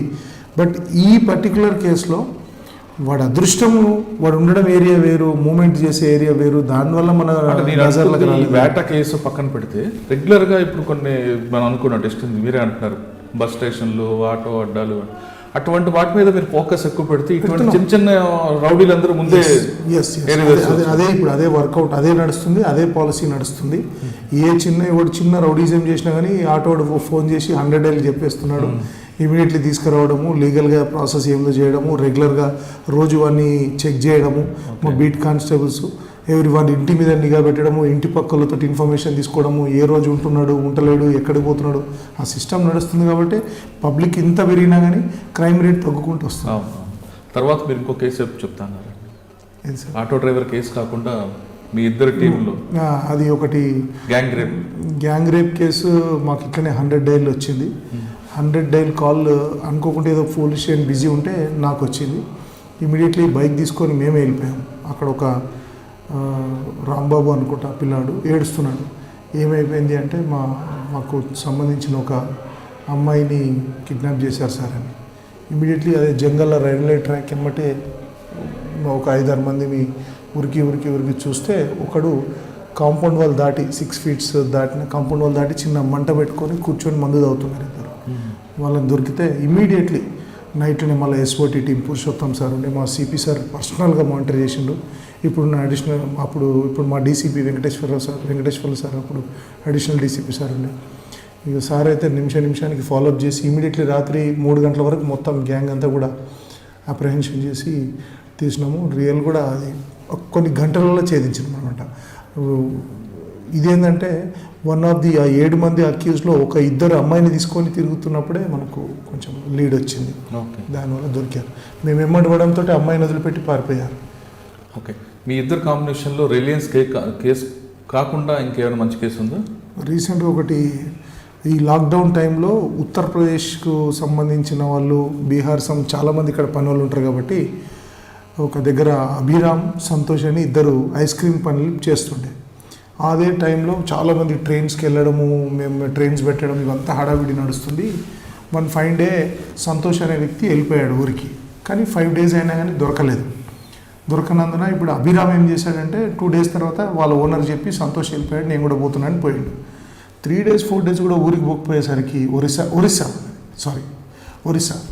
పోయేసరికి ఓనర్కి ఫోన్ చేసి వాళ్ళ భార్య ఐస్ క్రీమ్ షాప్ ఆయనకు ఫోన్ చేసి నా భర్త రాలేదు, ఆయన వచ్చిండు, ఆయన క్వారంటైన్లో పెట్టారు, ఇక్కడ రాలేదేమంటే ఆయన వచ్చి మిస్సింగ్ కేసు చేశాడు. మిస్సింగ్ ఎఫ్ఐఆర్ రిజిస్టర్ చేశాము. ఏంది ఎక్కడ పోయిండు అని చూస్తే అందరికి చెప్పిపోయిండు మేడం, అందరికి ఒకరోజు నైట్ పోయిండంట అని చెప్పారు. మేము దాంట్లో అంతా సిడిఆర్ అన్ని అనాలిసిస్ చేసి అక్కడ ఫోన్ చేసి మాట్లాడితే అభిరామ్ క్వారంటైన్లో ఉన్నాడు, ఆయన వెళ్ళిపోయాడు సార్, అందరికి తెలుసు పక్కోళ్ళకి అన్నాడు. ఆయన ఎంతకైనా మంచిదని అభిరామ్ను తీసుకొచ్చి సిడిఆర్ అన్ని అనాలిసిస్ చేస్తే చంపేసి వెనక బొంద పెట్టాడు. దాన్ని కవర్స్ వేశారు, దాన్ని తీసినాము. తర్వాత ఆయన షూస్ అన్నీ కూడా సెప్టిక్ ట్యాంక్లో వేసినాడు. సెల్ ఫోన్స్ అక్కడి నుంచి ఒక 500 మీటర్స్ దూరంలో కింద కవర్లో దాచిపెట్టాడు. అవన్నీ రికవర్ చేసిన తర్వాత వాడిని అరెస్ట్ చూపిస్తే అన్ఫార్చునేట్లీ వాడు నైట్లో 3 o'clock కానిస్టేబుల్స్ పోయి టాయిలెట్ పోతుందని చెప్పి కిటికీని మోచేలతో, అది మామూలు జాలి ఉంటుంది, దాన్ని కొట్టేసి పారిపోయాడు 3:30 గంటలు. ఇంకో కేసు మా సిపి గారు రియల్ కూడా మేము lucky to have such a great officer టైంకు. అప్పుడు వెంకటేశ్వరరావు సార్ డీసీపీ సార్ ఉండే. అయితే మేమిద్దరం 3:30కి వాడు పడిపోతే 4 o'clock మేము వచ్చినాం, మార్నింగ్ 4 o'clock. అప్పుడు మా ఏసీపీ సార్ కృష్ణప్రసాద్ సారు, పక్కన రమేష్ ఇన్స్పెక్టర్ సార్, మా రియల్ కూడా ఒరిస్సా నుంచి అఫెండర్ పారిపోయిందంటే మా ఫీట్ ఎట్లుంటుందో అనుకున్నాము. బట్ సార్ వాళ్ళు ఒకటే, మీరు కష్టపడండి దొరుకుతుంది. ఇమీడియట్లీ నల్గొండ బార్డర్లో చెక్ పోస్ట్ దగ్గర ఒక టీం పెట్టించినాము. అక్కడ ఎందుకు పెట్టారు మీరు? వీడు పోయే రూట్ ఒరిస్సాకు పోవాలంటే వైజాగ్ నుంచి పోవాలి. అంటే బై రోడ్ వెళ్ళాడా? బై రోడే వెళ్తాడు వీడు. అప్పటికి ఇంకా ట్రైన్లు స్టార్ట్ కాలేదు. అక్కడ లారీలలో దీంట్లో వెళ్తాడు కాబట్టి పెట్టించేసినాం. ఇమీడియట్లీ మా టీం ఒకటి పోయి అక్కడ ఉంది. 4 o'clock స్టార్ట్ అయిన ఆపరేషన్, సీసీటీవీ కెమెరాస్ అన్నీ చూసుకుంటూ పోతే మా పోలీస్ స్టేషన్కు 300 మీటర్స్ దూరంలో ఉన్న ఒక సెంట్ యాన్ స్కూల్లో గోడ దూకినట్టు ఉంది. వాడే ఆ గోడ దూకిన తర్వాత శ్రీ చైతన్య కాలేజ్ ఒక 30-40 ఎకరాలలో అడవి ఉంటుంది, దాని తర్వాత రెసిడెన్షియల్ కాలనీ ఉంటుంది. ఆ కాలనీ మొత్తం కెమెరాస్ చూస్తే ఎక్కడ కూడా దాటినట్లేదు. పబ్లిక్ తోటి మేము మాకున్న సంబంధాలను బట్టి దగ్గర ఒక 70 members యూత్ వచ్చేసి టోటల్ పోలీస్ స్టేషన్కు వాడు దాటుతాడు అనుకున్న ప్లేస్లో మా మహేష్, నేను ఇద్దరం ఒక్కొక్క ఏరియా తీసుకొని టోటల్ సరెండర్. అంటే ఒక మనిషి కనిపించేటప్పుడు ఎక్కడ పోయినా కనిపించేటట్టు ప్రతి గల్లీలో ఎంఏ నగర్, స్టాలిన్ నగర్, హఫీస్పేట్ పిల్లలందరూ అందరు యూతే 75 members అందరు ఆ స్కూల్ చుట్టూ కూర్చున్నాం. రాత్రి 10:30కు మళ్ళీ పోతాడేమని చెప్పి అంత పాత చెత్త అంతా ఒక దగ్గర వేసి పెద్ద మంట కూడా పెట్టాం. 10:30కు వాడు మోరీలో కూర్చొని వానితోటి కాలే బర్దాష్ బయటికి పోవడం. మెల్లగా పక్కింటి వాళ్ళు తోడ పానీ అంటే ఈవెన్ అపార్ట్మెంట్ల వాళ్ళు కూడా ప్రతి ఇటు సైడ్ ఫేస్ చేసే వాళ్ళందరూ అలర్ట్ ఉన్నారు. నీళ్ళు అడిగిన నాకు ఫోన్ చేయగానే పోయి చూస్తే గీరీలు అన్నీ చూస్తే వాడు ఒక బిల్డింగ్ ఎక్కి దూకనికి పోతుంటే పట్టుకున్నాం. రాత్రి 10:30కు దొరికాడు. పొద్దున 3 గంటలకి పారిపోయినాడు. అది ఒక 300 మీటర్ల రేడియస్ డిస్టెన్స్లో కూడా దాటనీయకుండా చేశాడు. This is because of Mahesh, మా సిపి సారు పబ్లిక్ సపోర్ట్ అయితే అసలు మామూలుగా చెప్పొద్దు. మా ఏసీపీ సార్ అంతా ఇన్నే కూర్చున్నారు ఆ రోజు. ఓకే సార్, ఈ రెండు కాకుండా ఇటీవల కాలం కరోనా రావడం, ఈ ప్రాంతంలో చాలామంది సెటిలర్స్ ఉండేవారు. వీళ్ళందరినీ పంపడానికి కానీ వీళ్ళందరికీ భోజనం ఏర్పాటు చేయడంలో మీ టీం ఎంత వర్క్ చేస్తుంది? మాది రియల్గా అంటే అల్టిమేట్గా అది మాకు రియల్గా దేవుడిచ్చిన ఆపర్చునిటీ అనుకుంటాము.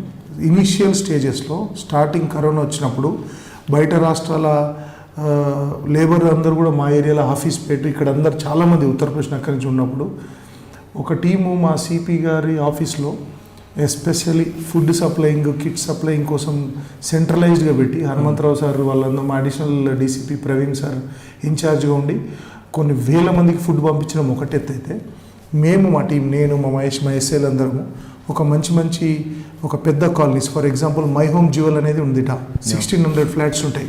మేము ఒక వీడియో తయారు చేసి లైక్ ఇట్లా ఈ సినారియో ఇట్లా ఉంది కోవిడ్ది, ప్రజలు పనికి పోలేకపోతున్నారు, లాక్డౌన్లో ఉంది, మీకు వచ్చినంత తోచినంత మీరు చేయండి అంటే అందులో విజేత ఓనర్ అందులోనే ఉంటారు. ఆయనకు చెప్పి అప్రాక్సిమేట్లీ 1000 రూపీస్ టు 1200 రూపీస్ ఉన్న బ్యాగ్ కిట్స్ దగ్గర వాళ్ళు నాకు తెలిసి ఒక 1400-1500 కిట్స్ వాళ్ళు శ్రీలా పార్క్ ఆయన సిఇఓ గారు ఉంటారు సార్, సత్యనారాయణ సార్ ఏముంటారు అపోలో, వాళ్ళు ఇట్లాంటి సుబ్రహ్మణ్యం సార్, వీళ్ళందరూ కలిసి దగ్గర ఒక్కొక్కరు 5000, 2000, 3000 ప్యాకెట్స్ చేపిస్తే ప్రతి ఏరియా మేము గల్లీ వైజ్గా టోకన్స్ ఇచ్చుకుంటా మళ్ళీ ఎక్కడ కూడా సోషల్ డిస్టెన్స్ మెయింటైన్ చేసేటట్టుగా చేసి చాలా అంటే సాటిస్ఫాక్షన్ ఉన్న వర్క్ ఆ టైంలో. జీవితాంతం బతుకున్న రోజులు ఏదైనా మర్చిపోం పేదోళ్ళకి సాయం చేసినామంటే కోవిడ్ పీరియడ్లో మా అధికారులు మాకు ఇచ్చిన ప్రోత్సాహంతో మేము సర్వీస్ చేయడం అనేది ఎప్పటికీ మర్చిపోలేము. ఓకే సార్, మీ ఇద్దరు కాంబినేషన్లో మియాపూర్ క్రైమ్ అనేది కంట్రోల్ అవుతుంది. పర్టికులర్గా పబ్లిక్ కోఆపరేషన్తో మీరు కంట్రోల్ చేస్తామని మీరు 2-3 ఇన్సిడెంట్స్ చెప్తున్నారు. కానీ ఇంత పబ్లిక్ కోఆపరేషన్ ఉన్న టైంలో మియాపూర్లో రిలయన్స్ షోరూంలో ఒక పెద్ద అఫెన్స్ అవ్వడం, జనరల్గా మీ సీనియర్ ఆఫీసర్ ఎలాగుంటారంటే అఫెన్స్ అయినప్పుడు చాలా సీరియస్ అవుతుంటారు, కానీ మీకున్న ఆఫీసర్ అవ్వరు అలాగా నాకు తెలిసి. రిలయన్స్ అఫెన్స్ అయిన తర్వాత మీరు ఇన్వెస్టిగేషన్ పార్ట్ ఏ విధంగా తీసుకొచ్చి ఫస్ట్ మీరు ఎఫ్ఐఆర్ ఎన్ని గంటలకు వచ్చింది, మీరు సీన్కి వెళ్ళేసరికి ఏమున్నాయండి? యాక్చువల్గా ఆ రోజు 14th రోజు, నవంబర్ 14th రోజు అర్లీ ఇన్ ది మార్నింగ్ 4:30కి అట్లా నాకు డైరెక్ట్ సెంట్రలైజ్డ్ సిస్టమ్ ముంబై నుంచి ఒక కాల్ వచ్చింది. సార్ అలారం సిస్టము ఆడ లైట్ ఆన్ అయింది మా దగ్గర, మదీనాగూడలో ఉన్న రిలయన్స్ డిజిటల్లో అని చెప్పగానే అలారం ఒక్కోసారి అలారం ఎట్లా అంటే మెకానికల్ డిఫెక్ట్ తోటి అవుతుంటుంది, లేకపోతే ఒక ఎలుకనో ఏదైనా దాని మూడ పోయినప్పుడు అవుతుంది. ఇమీడియట్లీ మీరు సీసీటీవీ ఫుటేజ్ చూస్తుంటే సంథింగ్ ఏదో ప్రాబ్లం ఉంది సార్ అని చెప్పారు. ఇమీడియట్లీ మా BC2 ఏరియా వస్తుంది, వాళ్ళని పంపించుకుంటూ నా ఇల్లు అక్కడి నుంచి ఒక 1/2 కిలోమీటర్ కూడా ఉండదు, 1/2 కిలోమీటర్ అంతే. ఇమీడియట్లీ వెళ్ళిపోయాను నేను. వెళ్ళిపోయేసరికి అలారం కుయ్ అని మోగుతుంది, షట్టర్ లిఫ్టింగ్ అయ్యి ఉంది. ఇమీడియట్లీ ఆ రోజు నైట్ మహేష్ ఉన్నాడు, అప్పుడే నేను పోయేసరికి 4:45 ఆ టైంలో అవుతుంది. మహేష్కి ఫోన్ చేయగానే ఇక్కడ దూరం ఏరియాలో ఉన్నాడు, మహేష్ కూడా వచ్చాడు. ఏముంది చూస్తే ఆ బాక్సెస్ ఎక్కడైతే వీళ్ళు సెల్ ఫోన్లు పెడతారో 113 సెల్ ఫోన్లు అన్నీ కూడా దొంగతనం చేసినాడు. మొత్తం ఎంత ప్రాపర్టీ అండి? అబౌట్ ఆ రోజు వర్త్ 14,30,000 ఏమో ఉండే. తర్వాత వాళ్ళు ఇచ్చేశారు. పైకి వెళ్ళాము, పైకి కెమెరాస్ ఉన్న రూమ్కి వెళ్ళి చూస్తే ఒక ఇన్నోవా రావడము, మసక చీకట్లో వచ్చి ఒక 25 మినిట్స్లో అఫెన్స్ అయిపోయింది. వాళ్ళు అలారం ఫస్ట్ రాగానే మమ్మల్ని అలర్ట్ చేయలేదు, కొంతసేపటికి వాళ్ళు అలర్ట్ చేశారు. ఆల్మోస్ట్ వాళ్ళు వెళ్ళిపోయినాక అలర్ట్ చేశారు. మేము పోయి చూస్తే అన్నీ ఓపెన్ ఉన్నాయి, అంత అఫెన్స్ అయింది. ఇమీడియట్లీ మహేష్ వచ్చాడు, మా టీం వచ్చింది, SOT ఇన్స్పెక్టర్ సుధీరు అందరు, మా డీసీపీ సార్ మాట్లాడారు, మా ఏసీపీ సార్ వచ్చారు. తర్వాత ఎక్కడ పోయిందని ఇమీడియట్లీగా మా కెమెరాస్ ఇమీడియట్లీ స్టార్ట్ చేసినాం. వాళ్ళు తెలుగు ఏం చేశారంటే వాళ్ళు పంజాగుట్ట లైక్ కుకుట్పల్లి వైపు వెళ్ళారు.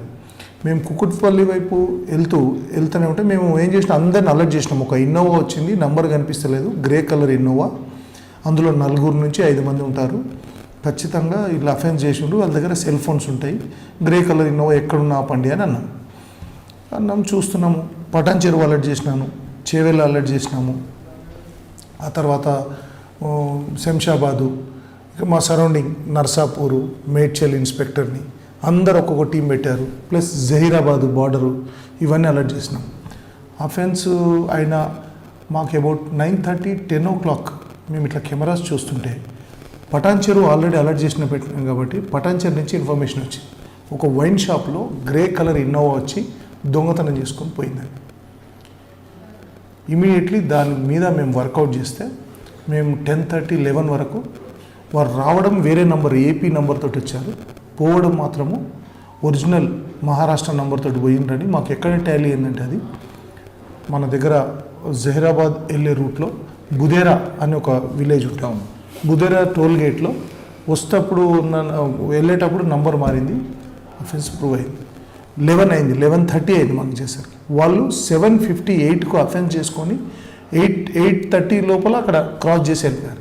మాకు ఇదంతా కన్ఫర్మ్ అయ్యేసరికి 11:30 వాళ్ళు వెనకేమంటే మేము స్టార్ట్ చేసినాం ఇమీడియట్లీ. నేను, Mahesh, Harishankar, SOT sub inspector 3 కార్లలో, మాకు ఏ కార్లు ఉంటే అవి చిన్న కార్లనే స్టార్ట్ చేసినాం.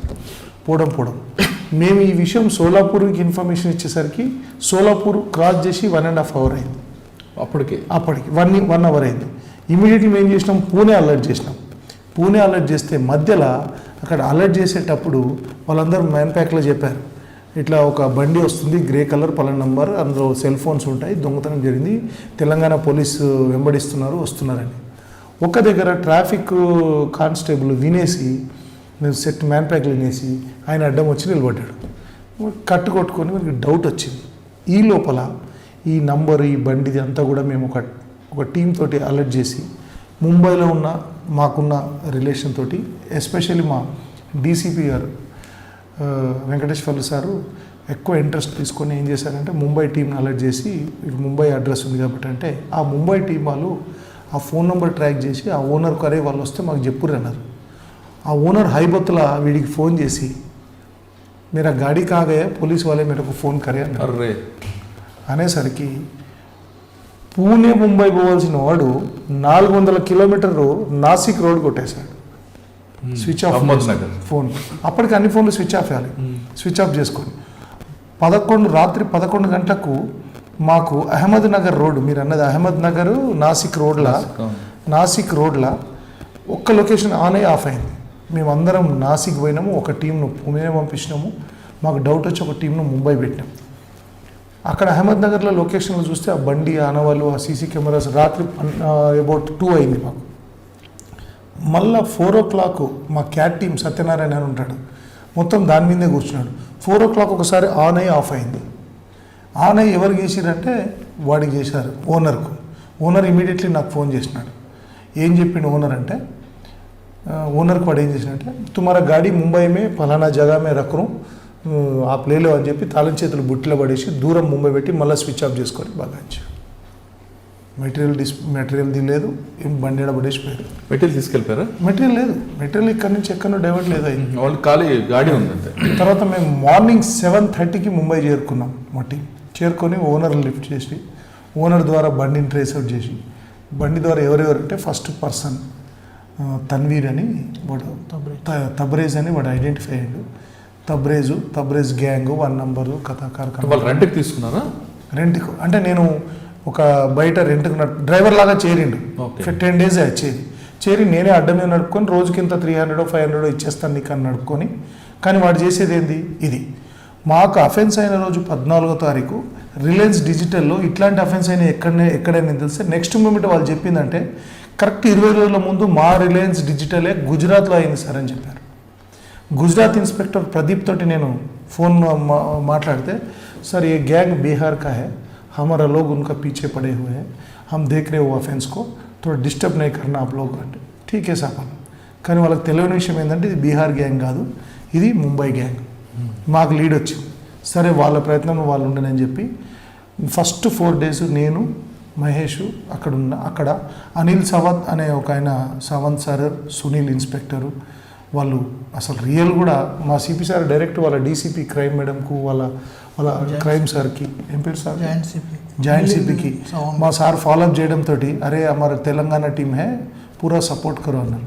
4 days నేనుంటే first joint CP Milind crime joint CP Milind Savambe sir అని మిలింద్ వాళ్ళ క్రైమ్ బ్రాంచ్ టీము మొత్తం మాకే అటాచ్ చేస్తే ఫస్ట్ మేము రాజు అంబేకర్ అనేటోని వాళ్ళ వన్ ఆఫ్ ది గ్యాంగ్ మెంబర్ని, వాడు గతంలో ఒక 20 అఫెన్స్లు షట్టర్ లిఫ్టింగ్ చేసి జైల్లోకి పోయి వాడు రషీద్ అంటోతో పరిచయం అయ్యి అంటే గ్యాంగ్ అంతా ఫామ్ అయ్యి ఇదంతా చేస్తున్నారని చెప్పి ఫస్ట్ నేను వాడిని లిఫ్ట్ చేసుకొని వచ్చేసినాం ఆ బండి తీసుకొని.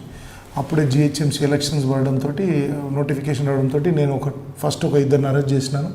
ఆ తర్వాత మహేషే టోటల్ ముంబైలో ఉండి ఆ క్రైమ్ బ్రాంచ్ టీమ్ తోటి కోఆర్డినేట్ చేసుకొని టైం టు టైం మా డీసీపీ వెంకటేశ్వరరావు సారు ప్రతిరోజు ఉదయం సాయంత్రం మానిటర్ చేయడంతో ఆ గ్యాంగ్ అంతా కూడా మన మహేష్ ఇక్కడ ముఖ్యంగా ముంబ్రా నాయగాం ఈ ఏరియాలో ఉండే గ్యాంగ్ ఇది. వీళ్ళు ఒక్క దగ్గర కూడా ఉండరు. మొత్తం సెల్ ఫోన్స్ ట్రాక్ చేసి ఎస్ఓటీ సబ్ ఇన్స్పెక్టర్ మేమందరం కలిసి మొత్తం ఇంటాక్ట్ ప్రాపర్టీ రికవర్ చేసిన కేసు ఇది. తర్వాత మొత్తం మహేష్ ఫాలోఅప్ చేశారు. మహేష్ గారు, వెంకటేష్ గారు జిహెచ్ఎంసీ ఎలక్షన్ మీద ఆయన వచ్చారు. మీరు ఆల్రెడీ క్రైమ్ దీంట్లో మీకు ఒక నాలెడ్జ్ ఉంది, వెళ్ళారు. అక్కడ మీకు ముంబై పోలీసు సహకారంతో మీకు ఒక టీం ఫామ్ అయింది. ఆ టీం ఉంది. A1 దొరకలేదు, మీకు మెయిన్ ఎక్యూజ్ దొరకలేదు. మీరు ఏ విధంగా 10 రోజులు అక్కడ ఉండి వాళ్ళ కోసం ఇన్వెస్టిగేషన్ చేశారు?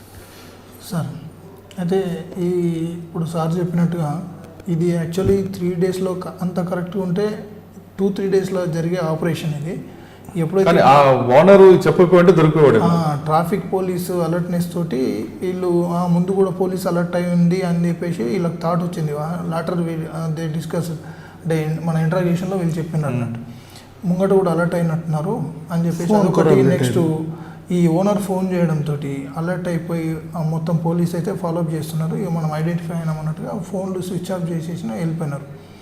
తర్వాత సారు మేము ఒక 3 డేస్ 10 మెంబర్స్ ఒక ఏదైతే ఐడెంటిఫై ఉన్న ఏరియాకి కొద్ది దూరంలో మేము షెల్టర్ తీసుకున్నాము.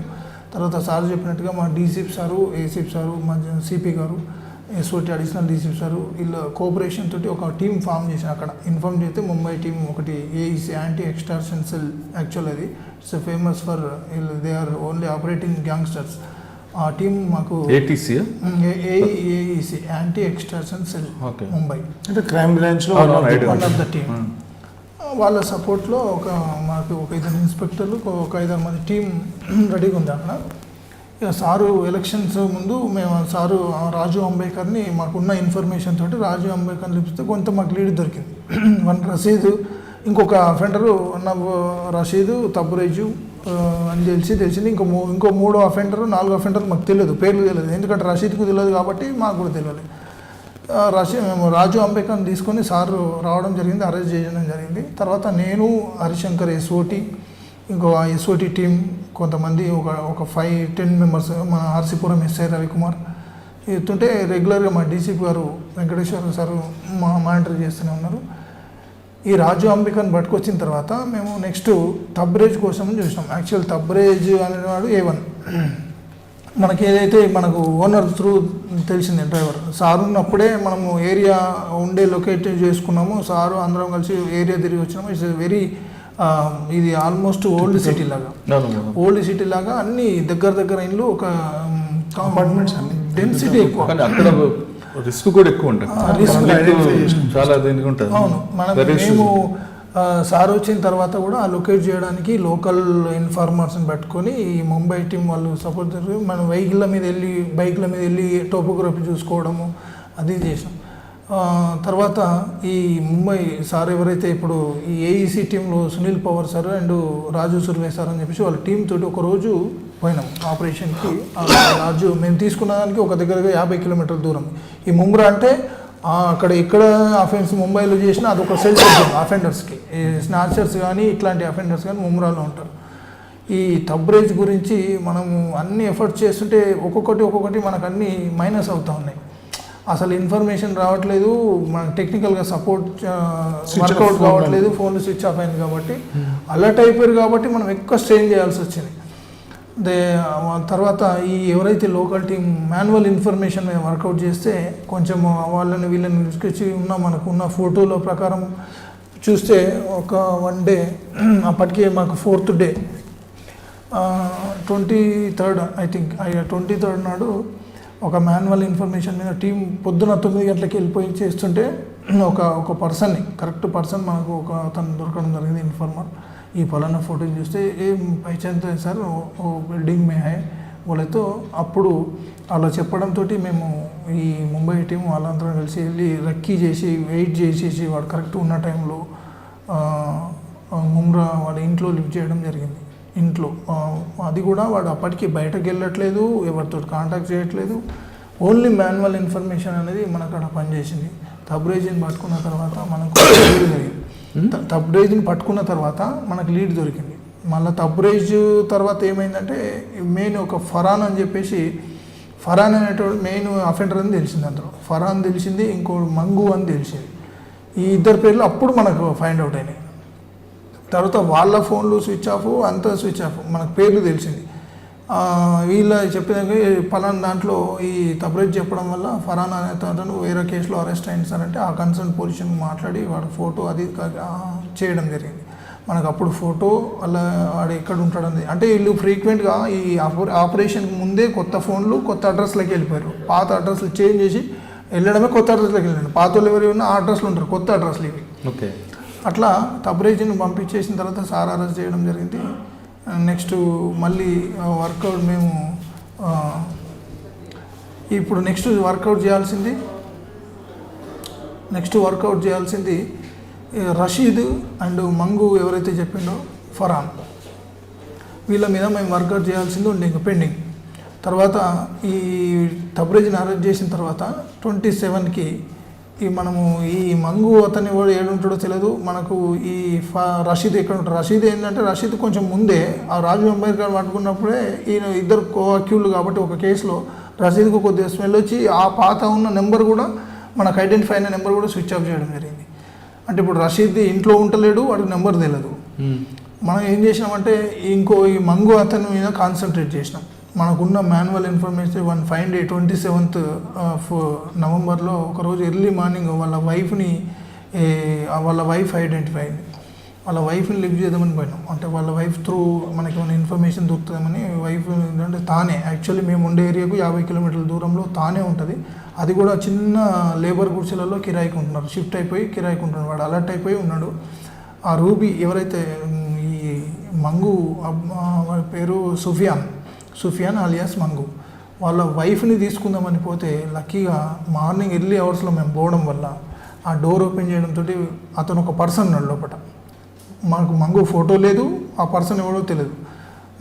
మనకు ఒక ఈ తబ్రేజ్ ఒక లీడ్ ఇచ్చింది ఏంటంటే మంగు అనేటోడికి ఇక్కడ ఈ ముంబై కేసులలో అరెస్ట్ అయినప్పుడు ఇట్లా కొట్టుకోవడం వల్ల ఒకటి మచ్చ ఏర్పడ్డాయి సార్ అని చెప్తే లక్కీగా రూబీ తోటి భర్త వాడు ఈ మాస్క్ ఉన్నాడు, మనం ఐడెంటిఫై చేసినాం. ఓహో ఈడే మంగు అని చెప్పేసి.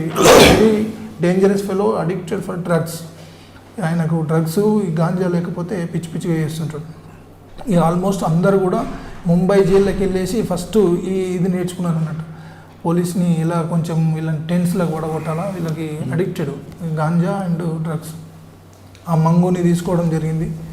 మంగుని తీసుకొని రావడం వల్ల మంగు త్రూలో రషీద్కి ఒక లీడ్ దొరికింది మనకి.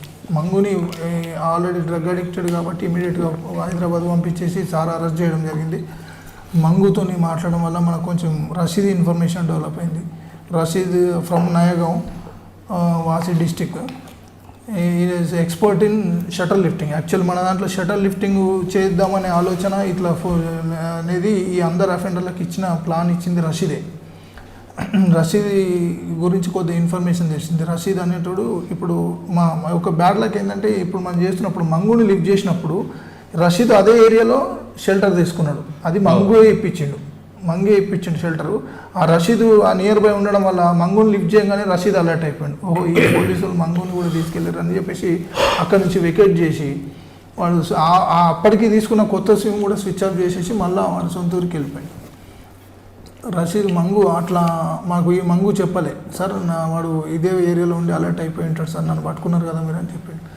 రషీద్ అప్పుడు మంగు ఇచ్చిన కొత్త ఒక ఇన్ఫర్మేషన్ ఏంటంటే ఒక ఇన్ఫార్మర్ నెంబర్ ఇచ్చి ఎవరైతే ఆటో వచ్చి రషీద్ని డ్రాప్ చేసిపోయిండో ఒక ఆటో అతని పేరు ఇచ్చిండు. ఆటో అతని మీద వర్కౌట్ చేసి అది 2 days పట్టింది మాకు. ఒక 2 days వర్కౌట్ చేస్తే ఆ ఆటో అతను ఎవరో తెలిసింది.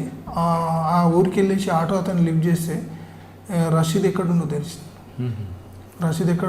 అప్పుడు రషీద్ని ఒకరోజు 29th నవంబర్ లిఫ్ట్ చేయడం జరిగింది. రాజులో షెల్టర్ తీసుకున్నాడు, ఇంటికి పోవట్లేదు. మీకు అప్పటికి అందరూ దొరికిపోయారు. రషీద్ ఇంకా మెయిన్ అఫెండర్ విత్ ప్రాపర్టీ దొరకలేదు. ఎవరిని అడిగినా ఫరానే డిస్పోజ్ చేస్తాడు ప్రాపర్టీ అని చెప్తున్నారు. ప్రాపర్టీ దొరకలేదు మనకి. రసీద్ లిఫ్ట్ చేయడం జరిగింది. రసీద్ కూడా లిఫ్ట్ చేసి మన ఇక్కడికి అంటే అప్పటికి పట్టుకున్న తర్వాత రసీద్ త్రూలో మనకు కొంచెం ట్రాప్ చేయించినాం ఫరాన్కి. అప్పుడు రషీద్ ఫరాను ఇద్దరు కాంటాక్ట్లో ఉన్నారు. మిగతా వాళ్ళందరినీ పట్టుకున్న సంగతి వీళ్ళకి తెలిసిపోయింది కాబట్టి వాళ్ళు చాలా కేర్గా, ఫరాన్ అంటే చాలా ఎవరిని నమ్మడు ఫరాన్. ఇప్పుడు ఈవెన్ తబ్రేజ్ని కానీ ఎవరిని కూడా నమ్మడు ఫరాన్. నేను ఫోన్ చేసి ఎక్కడున్నామంటే అడగొద్దు, అడిగితే డౌట్ ఏంటంటే పోలీసు వాళ్ళు అడిగిపిస్తున్నారని అంత అలర్ట్ ఫరాన్. అట్లాంటప్పుడు వీళ్ళు ఏంటంటే అందరు కూడా ఎవరికి డబ్బులు లేక దొంగతనం చేసిరు, అమ్మలేదు, డబ్బులు లేవు, వీళ్ళందరూ ప్రెషర్ పెట్టిరు. ఫస్ట్ రోజు నుంచి ఎమ్మడి పడుతూనే ఉన్నది, ప్రెషర్ పెట్టిరు. ఏది నువ్వు ఇంకా ఎప్పుడు డబ్బులు అమ్ముతావు, నువ్వు ఎప్పుడు ఫోన్లు అమ్ముతావు, మాకు ఖర్చు లేవు, రోడ్డు మీద వచ్చి ఉన్నాం, అది ఇదని. వాడికి కూడా అది టెన్షన్ అయిపోయింది. తొందరగా డిస్పోజ్ చేయాలనే దాంట్లో ఇది 3 రోజులనే డిస్పోజ్ చేసేవాళ్ళు ఈ ప్రాపర్టీ. మేము ఎప్పుడైతే వీళ్ళ ఎమ్మడ పడేసి వాళ్ళకి అవకాశం ఇవ్వలే డిస్పోజ్ చేయడానికి, లేదంటే విత్ ఇన్ 3 డేస్లో డిస్పోజ్ చేసి 10 లక్షలు అమ్మేస్తారు కదా. మేము ఒకరిని లిఫ్ట్ చేయడం వాళ్ళకి తెలిసిపోవడం కాబట్టి వాళ్ళకి అమ్మే అవకాశం లేదు. ఇక వీళ్ళ ప్రెషర్కి, ఈ రషీద్ ప్రెషర్కి ఫరాన్ ఒక 1 డే అమ్ముదామని డిసైడ్ అయిపోయి అది మనకు అడ్వాంటేజ్ అయింది. ఆ ఫరాన్ ఇన్ఫర్మేషన్ ఎట్లా అంటే మనం ఫరాన్ కంటే ముందు ఫరాన్ ఎవరితో డీల్ చేస్తుందో మనకు తెలిసింది. ఓకే, వాడిని కాన్సన్ట్రేట్ చేస్తే అప్పుడు వాడుతున్నా మనకు ఫరాన్ ఎక్కడ ఉందో ఐడెంటిఫై అయింది. ఫోటో ఉంది కాబట్టి ముంబై టీం దీంట్లో మళ్ళీ సేమ్ టీం, 2 ఇన్స్పెక్టర్లు. ఒక మార్నింగ్ స్టార్ట్ అయితే రాత్రి 11 గంటల వరకు ఆ లాస్ట్ ఫైనల్ డే ఇది జరుగుతుంది ఆపరేషన్. మేము రసీదు తోటి పెట్టి ఆపరేషన్ చేస్తుంటే ఈ ఫరాన్ ఎక్కడైతే డీల్ చేస్తుండో ఆ డీల్ చేసే క్రమంలో మనం అన్ని టీంలు ఆ ఏరియాలో తిరుగుతుంటే 1 లొకేషన్లో ఫరాన్ కనిపించడం జరిగింది. ఫరాన్ పట్టుకునేటప్పుడు ఆ బ్యాడ్ల కంటే రోజుకి పెరుగుతూ ఉన్నది. ఫరాన్ పట్టుకునేటప్పుడు ఫరాన్ తోటి ఉన్న జావేద్ అనేటోడు పారిపోయాడు. అదే రోజు ఈ జావేద్ గారికి ప్రాపర్టీ హ్యాండ్ ఓవర్ చేసి ఫరాన్ దొరికినా మనకు ప్రాపర్టీ దొరకలేదు. మళ్ళీ 1-2 డేస్ మళ్ళీ మనకి ఎక్స్టెన్స్ అయింది. ఫరాన్ని జావేద్ని పట్టుకోకపోయేసరికి జావేద్ తోటి ప్రాపర్టీ ఉండిపోయింది. జావేద్ వాడు భయపడి ఫోన్ స్విచ్ ఆఫ్ చేసిండు. వాడు యాక్చువల్ ఏంటంటే జావేద్ వీడికి హ్యాండ్ ఇద్దాం అనుకున్నాడు. యాక్చువల్ ప్రాపర్టీ తీసేసుకుని ఎట్లా దొంగ సొమ్మే కదా ఎవరికి ఎప్పుడని చెప్పేసి వీడికి హ్యాండ్ ఇద్దాం అనుకుని జావేద్ గట్రా రెడీ అయిపోయింది. అట్లా మనకు ఫరాన్ దొరికిన తర్వాత కూడా 2 డేస్ వాళ్ళిద్దరిని కూడా సార్ని ఇటు పంపించేస్తే సార్ అరెస్ట్ చేయడం జరిగింది. స్టిల్ నేను అక్కడనే ఉన్నాను. నేను ఇంకా టీము, ఎస్ఓటీ టీము, మా క్రైమ్ కానిస్టేబుల్స్. అప్పటికి 19th డే ఇక మళ్ళీ జావేద్ మీద వర్కౌట్ చేస్తే మళ్ళీ లోకల్ టీం తీసుకెళ్ళి జావేద్ షాప్కి వెళ్ళడము అది ఇది అంత చేస్తే ప్రాపర్టీ గురించి తెలిసింది మనకు. తీరా మనకు వీళ్ళని అరెస్ట్ చేసిన తర్వాత వీటికి మళ్ళీ రిటర్న్ వచ్చినాం. ఇప్పుడు వీళ్ళని అరెస్ట్ చేసి కస్టడీకి తీసుకొని మళ్ళీ ఇంట్రాగేషన్ చేస్తే ఈ ఫోన్లలో మేజర్ ప్రాపర్టీ ఫరాన్ దగ్గరనే ఉంది, రిమైనింగ్ కొద్ది ప్రాపర్టీ జావేద్ దగ్గర. ఇప్పుడు మీరు పట్టుకున్న టీంలో అదే అక్యూజ్డ్ పార్టీ మియాపూర్, ఇప్పుడు వాడు మహారాష్ట్ర నుంచి వెహికల్ తీసుకుని వచ్చాడు. ఇక్కడ మహారాష్ట్ర నుండి పూణే, తానే ఇవన్నీ దాటుకుంటూ వచ్చాడు, షోలాపూర్, జైరాబాద్ అని. మియాపూర్లో రిలయన్స్ అన్నది ఎందుకు పట్టవు? వీళ్ళు ఏంటంటే యాక్చువల్లీ వీళ్ళు ఈ ఫస్ట్ ముందే తెలుసా ఫరాను తబ్రేజు వీళ్ళు ముందు నుంచి ఫ్రెండ్స్, వీళ్ళిద్దరు ఫ్రెండ్స్. వీళ్ళు ఒక రాబరీ కేసులో తబ్రేజు ఫరాను ఓలో అట్లా బుక్ చేసుకొని 2016లో ఓలో అట్లా కార్ బుక్ చేసుకుని జంగల్లోకి తీసుకెళ్ళి కొట్టి గుంజుకునే దాంట్లో ఒక 4 కార్లు చేసిరు, అరెస్ట్ అయ్యారు. ఫరాను తబ్రేజ్ అట్లా అరెస్ట్. ఫరాన్ అని ఇంకా డేంజరస్ ఫెలో డబుల్ మర్డర్ కేసులో ఒక గోల్డ్ స్మిత్ని చంపి డబుల్ మర్డర్ కేసులో దాంట్లో అరెస్ట్ అయ్యాడు ఈ ఫరాన్. వీళ్ళకి జైల్లో ఉన్నప్పుడు రషీద్ పరిచయం. రషీద్ జైల్లో ఉన్నప్పుడు పరిచయము. రషీద్ త్రూ రాజు అంబేకర్, రషీద్ ఇద్దరు కోఅక్యూళ్ళు, వీళ్ళు ఇద్దరు కలిసి షటల్ లిఫ్టింగ్ 10 చేసి ఉంటారు. ఈ రషీద్కు మంగుకు జైలు పరిచయం. ఇట్లా 5 మంది గ్యాంగ్ అయిపోయి 2020 ఈ బిఫోర్ అఫెన్స్ అంటే సెప్టెంబర్లో వీళ్ళందరూ ఒక గ్యాదర్ అయిపోయి లాక్డౌన్ వచ్చేసింది, ఎవరికి పని లేవు. వీళ్ళు ఏం చేశారంటే షటర్ లిఫ్టింగ్ చేస్తారు. కొన్ని చేస్తున్నప్పుడు ఏమనుకున్నారంటే ఇప్పుడు లాక్డౌన్ కాబట్టి కొన్ని షాపులు చేసారు. వీళ్ళు చేస్తే అమౌంట్ దొరకట్లేదు వీళ్ళకి. మనకు ఈ షాపులలో అమౌంట్ దొరకట్లేదు, ఏం లేదు. మనము నెక్స్ట్ సెల్ ఫోన్స్ కూడా చేద్దాము. ఈ ఫరాన్కు ఉన్న పరిచయాలు మొబైల్ షాప్ ఓనర్స్ తోటి నేను అమ్మి పెడతా అని చెప్పేసి అట్లా ప్లాన్ చేశారు. అయితే వీళ్ళు వస్తున్నప్పుడు ఒక అఫెన్స్ స్టార్ట్ చేశారు. మన సోలాపూర్ మన పర్టికులర్ అఫెన్స్కి వచ్చేటప్పుడు వీళ్ళు 13th నాడు స్టార్ట్ అయ్యారు ముంబై నుంచి ఈ గ్యాంగ్. ఈ అదే సేమ్ కార్లో ఆయనకు అబద్ధం చెప్పి కార్ తీసుకొని వచ్చారు. ఈ వచ్చేటప్పుడు దారి ఖర్చులకు గాను వీళ్ళు ఒక 4-5 అఫెన్సులు చేస్తారు నియర్ బై. అయితే వీళ్ళు వచ్చేటప్పుడు ఏం చేశారు, పూణేలో అఫెన్స్ చేశారు. పూణేలో అఫెన్స్ చేస్తే ఒక షాప్లో పెద్ద లాకర్ అఫెన్స్ చేశారు.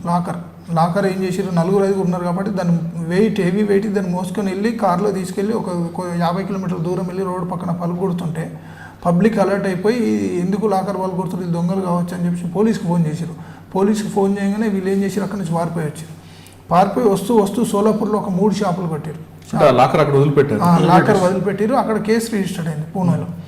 తర్వాత సోలాపూర్కి వచ్చిన తర్వాత ఈ దారి ఖర్చులకి వీళ్ళకి కొంచెం బ్యాడ్ హ్యాబిట్స్ అన్నీ ఉన్నాయి. ఈ ఖర్చుల కోసం ఏం చేశారంటే షటిల్ లిఫ్టింగ్ చేస్తే సోలాపూర్లో 3 షాపులలో కొడితే వీళ్ళకి కొంచెం నగదు దొరికింది. వీళ్ళు అట్లా బయటకు ముంబై బయట చేయడం ఉద్దేశం ఏంటంటే ముంబైలో ఆల్ క్రైమ్ రికార్డ్ వీళ్ళది ఉంది. ఒక ఫోటో చూపిస్తే ఈ పలానాడని గుర్తుపడతారు కాబట్టి వీళ్ళ సర్వేలెన్స్ ఆల్రెడీ వీళ్ళ మీద ఉంది కాబట్టి వీళ్ళు అవుట్ ఆఫ్ ద ముంబై చేద్దామని అనుకున్నారు. అదే క్రమంలో సోలాపూర్లో అఫెన్స్ చేసుకొని దారి ఖర్చులకు పైసలు దొరకగానే అక్కడ నుంచి డైరెక్ట్ ఇక్కడికి వచ్చారు. ఇది మన హైదరాబాద్కి వచ్చారు. హైదరాబాద్కి వస్తూ ఇలా సూరత్లో బిఫోర్ దట్ దీనికి 2 నెలల ముందు సూరత్లో 20 డేస్ ముందు సూరత్లో అఫెన్స్ చేశారు. అక్కడ 189 మొబైల్స్ దొరికినాయి వీళ్ళకి. దానికంటే ముందు గుల్బర్గాలో చేశారు. అక్కడ 88 మొబైల్స్ దొరికినాయి. ఈ 10 రోజుల స్పాన్లో చేశారు. ఆ మొబైల్స్ చేయడం డిస్పోజ్ చేయడం జరిగింది. వీళ్ళకు పైసలు రావడం జరిగింది కాబట్టి అది అలవాటు అయిపోయింది వీళ్ళకి. కరెక్టే. మీరు అన్నింటికి షోలాపూర్ తర్వాత హైదరాబాద్ వచ్చారు. హైదరాబాద్ మియాపూర్ మధ్యలో చాలా షోరూమ్లు ఉన్నాయి కదా. రిలయన్స్ డిజిటల్ అంటే వాళ్ళు సక్సెస్ అయ్యారు గుజరాత్లో, సూరత్లో. పటాన్చెరులో ఫస్ట్ చేయలే వాళ్ళు, అక్కడ ఫెయిల్ అయ్యారు. ఎక్కడ పగలు కొడుతుంటే పబ్లిక్ ఎమ్మడబడడం, పోలీస్ ఎమ్మడబడడం. ఆ తర్వాత వీళ్ళకి చేతి ఖర్చులకు ఏ మామూలు షాప్ ఓపెన్ చేసినా కానీ మామూలుగా 1000-2000 రూపాయలే దొరుకుతున్నాయి. వీళ్ళు ప్లాన్ చేసింది అంటే మనం అక్కడ సక్సెస్ రేట్ ఎక్కువ ఉంది డిజిటల్గా అని చెప్పి అందులో వీళ్ళందరి దగ్గర కూడా ఆండ్రాయిడ్ ఫోన్స్ ఉన్నాయి. స్ట్రైట్ ముంబై హైవే ఇది మనది. ఇది స్ట్రైట్ వస్తూ వాళ్ళకన్నా చక్కగా రిలయన్స్ డిజిటల్ని చూజ్ చేసుకున్నాను. ఇందులో విపరీతమైన ప్రాపర్టీ దొరికింది కానీ డబ్బులు దొరకాలి. ఇందులో తర్వాత పంజాగుట్టలో చేశారు. అందులో 700 రూపీసే దొరికినాయి. దాని తర్వాత పోతూ వైన్ షాప్లో చేశారు పటాన్చెరులో. కానీ వాళ్ళకి ఎక్కడ లాభం, ఎక్కడ గిట్టుబాటు దొరుకుతుందంటే సెల్ ఫోన్ షాప్లలో అయితే బల్క్ ఫోన్స్ దొరుకుతున్నాయి. తర్వాత డిస్పోజ్ చేస్తున్న ఉద్దేశంతో ఫోన్ల షాప్లో ఎంచుకుంటారు. ఓకే, అంటే పూణేలో వాళ్ళు లాకర్ తీసుకొచ్చారు. రోడ్డు పక్కన ఆవి కొడుతున్నప్పుడు పబ్లిక్ రావడంతో ఎస్కేప్ అయ్యారు. అదే పూణే పోలీసు కానీ అలర్ట్ అయి ఉంటే దొరికి ఉంటుండే కానీ వాళ్ళు పూణే పోలీసు చేయలేదు. వాళ్ళకి ఇదంతా కాదు కదా, లాకర్ దొరికింది కదా.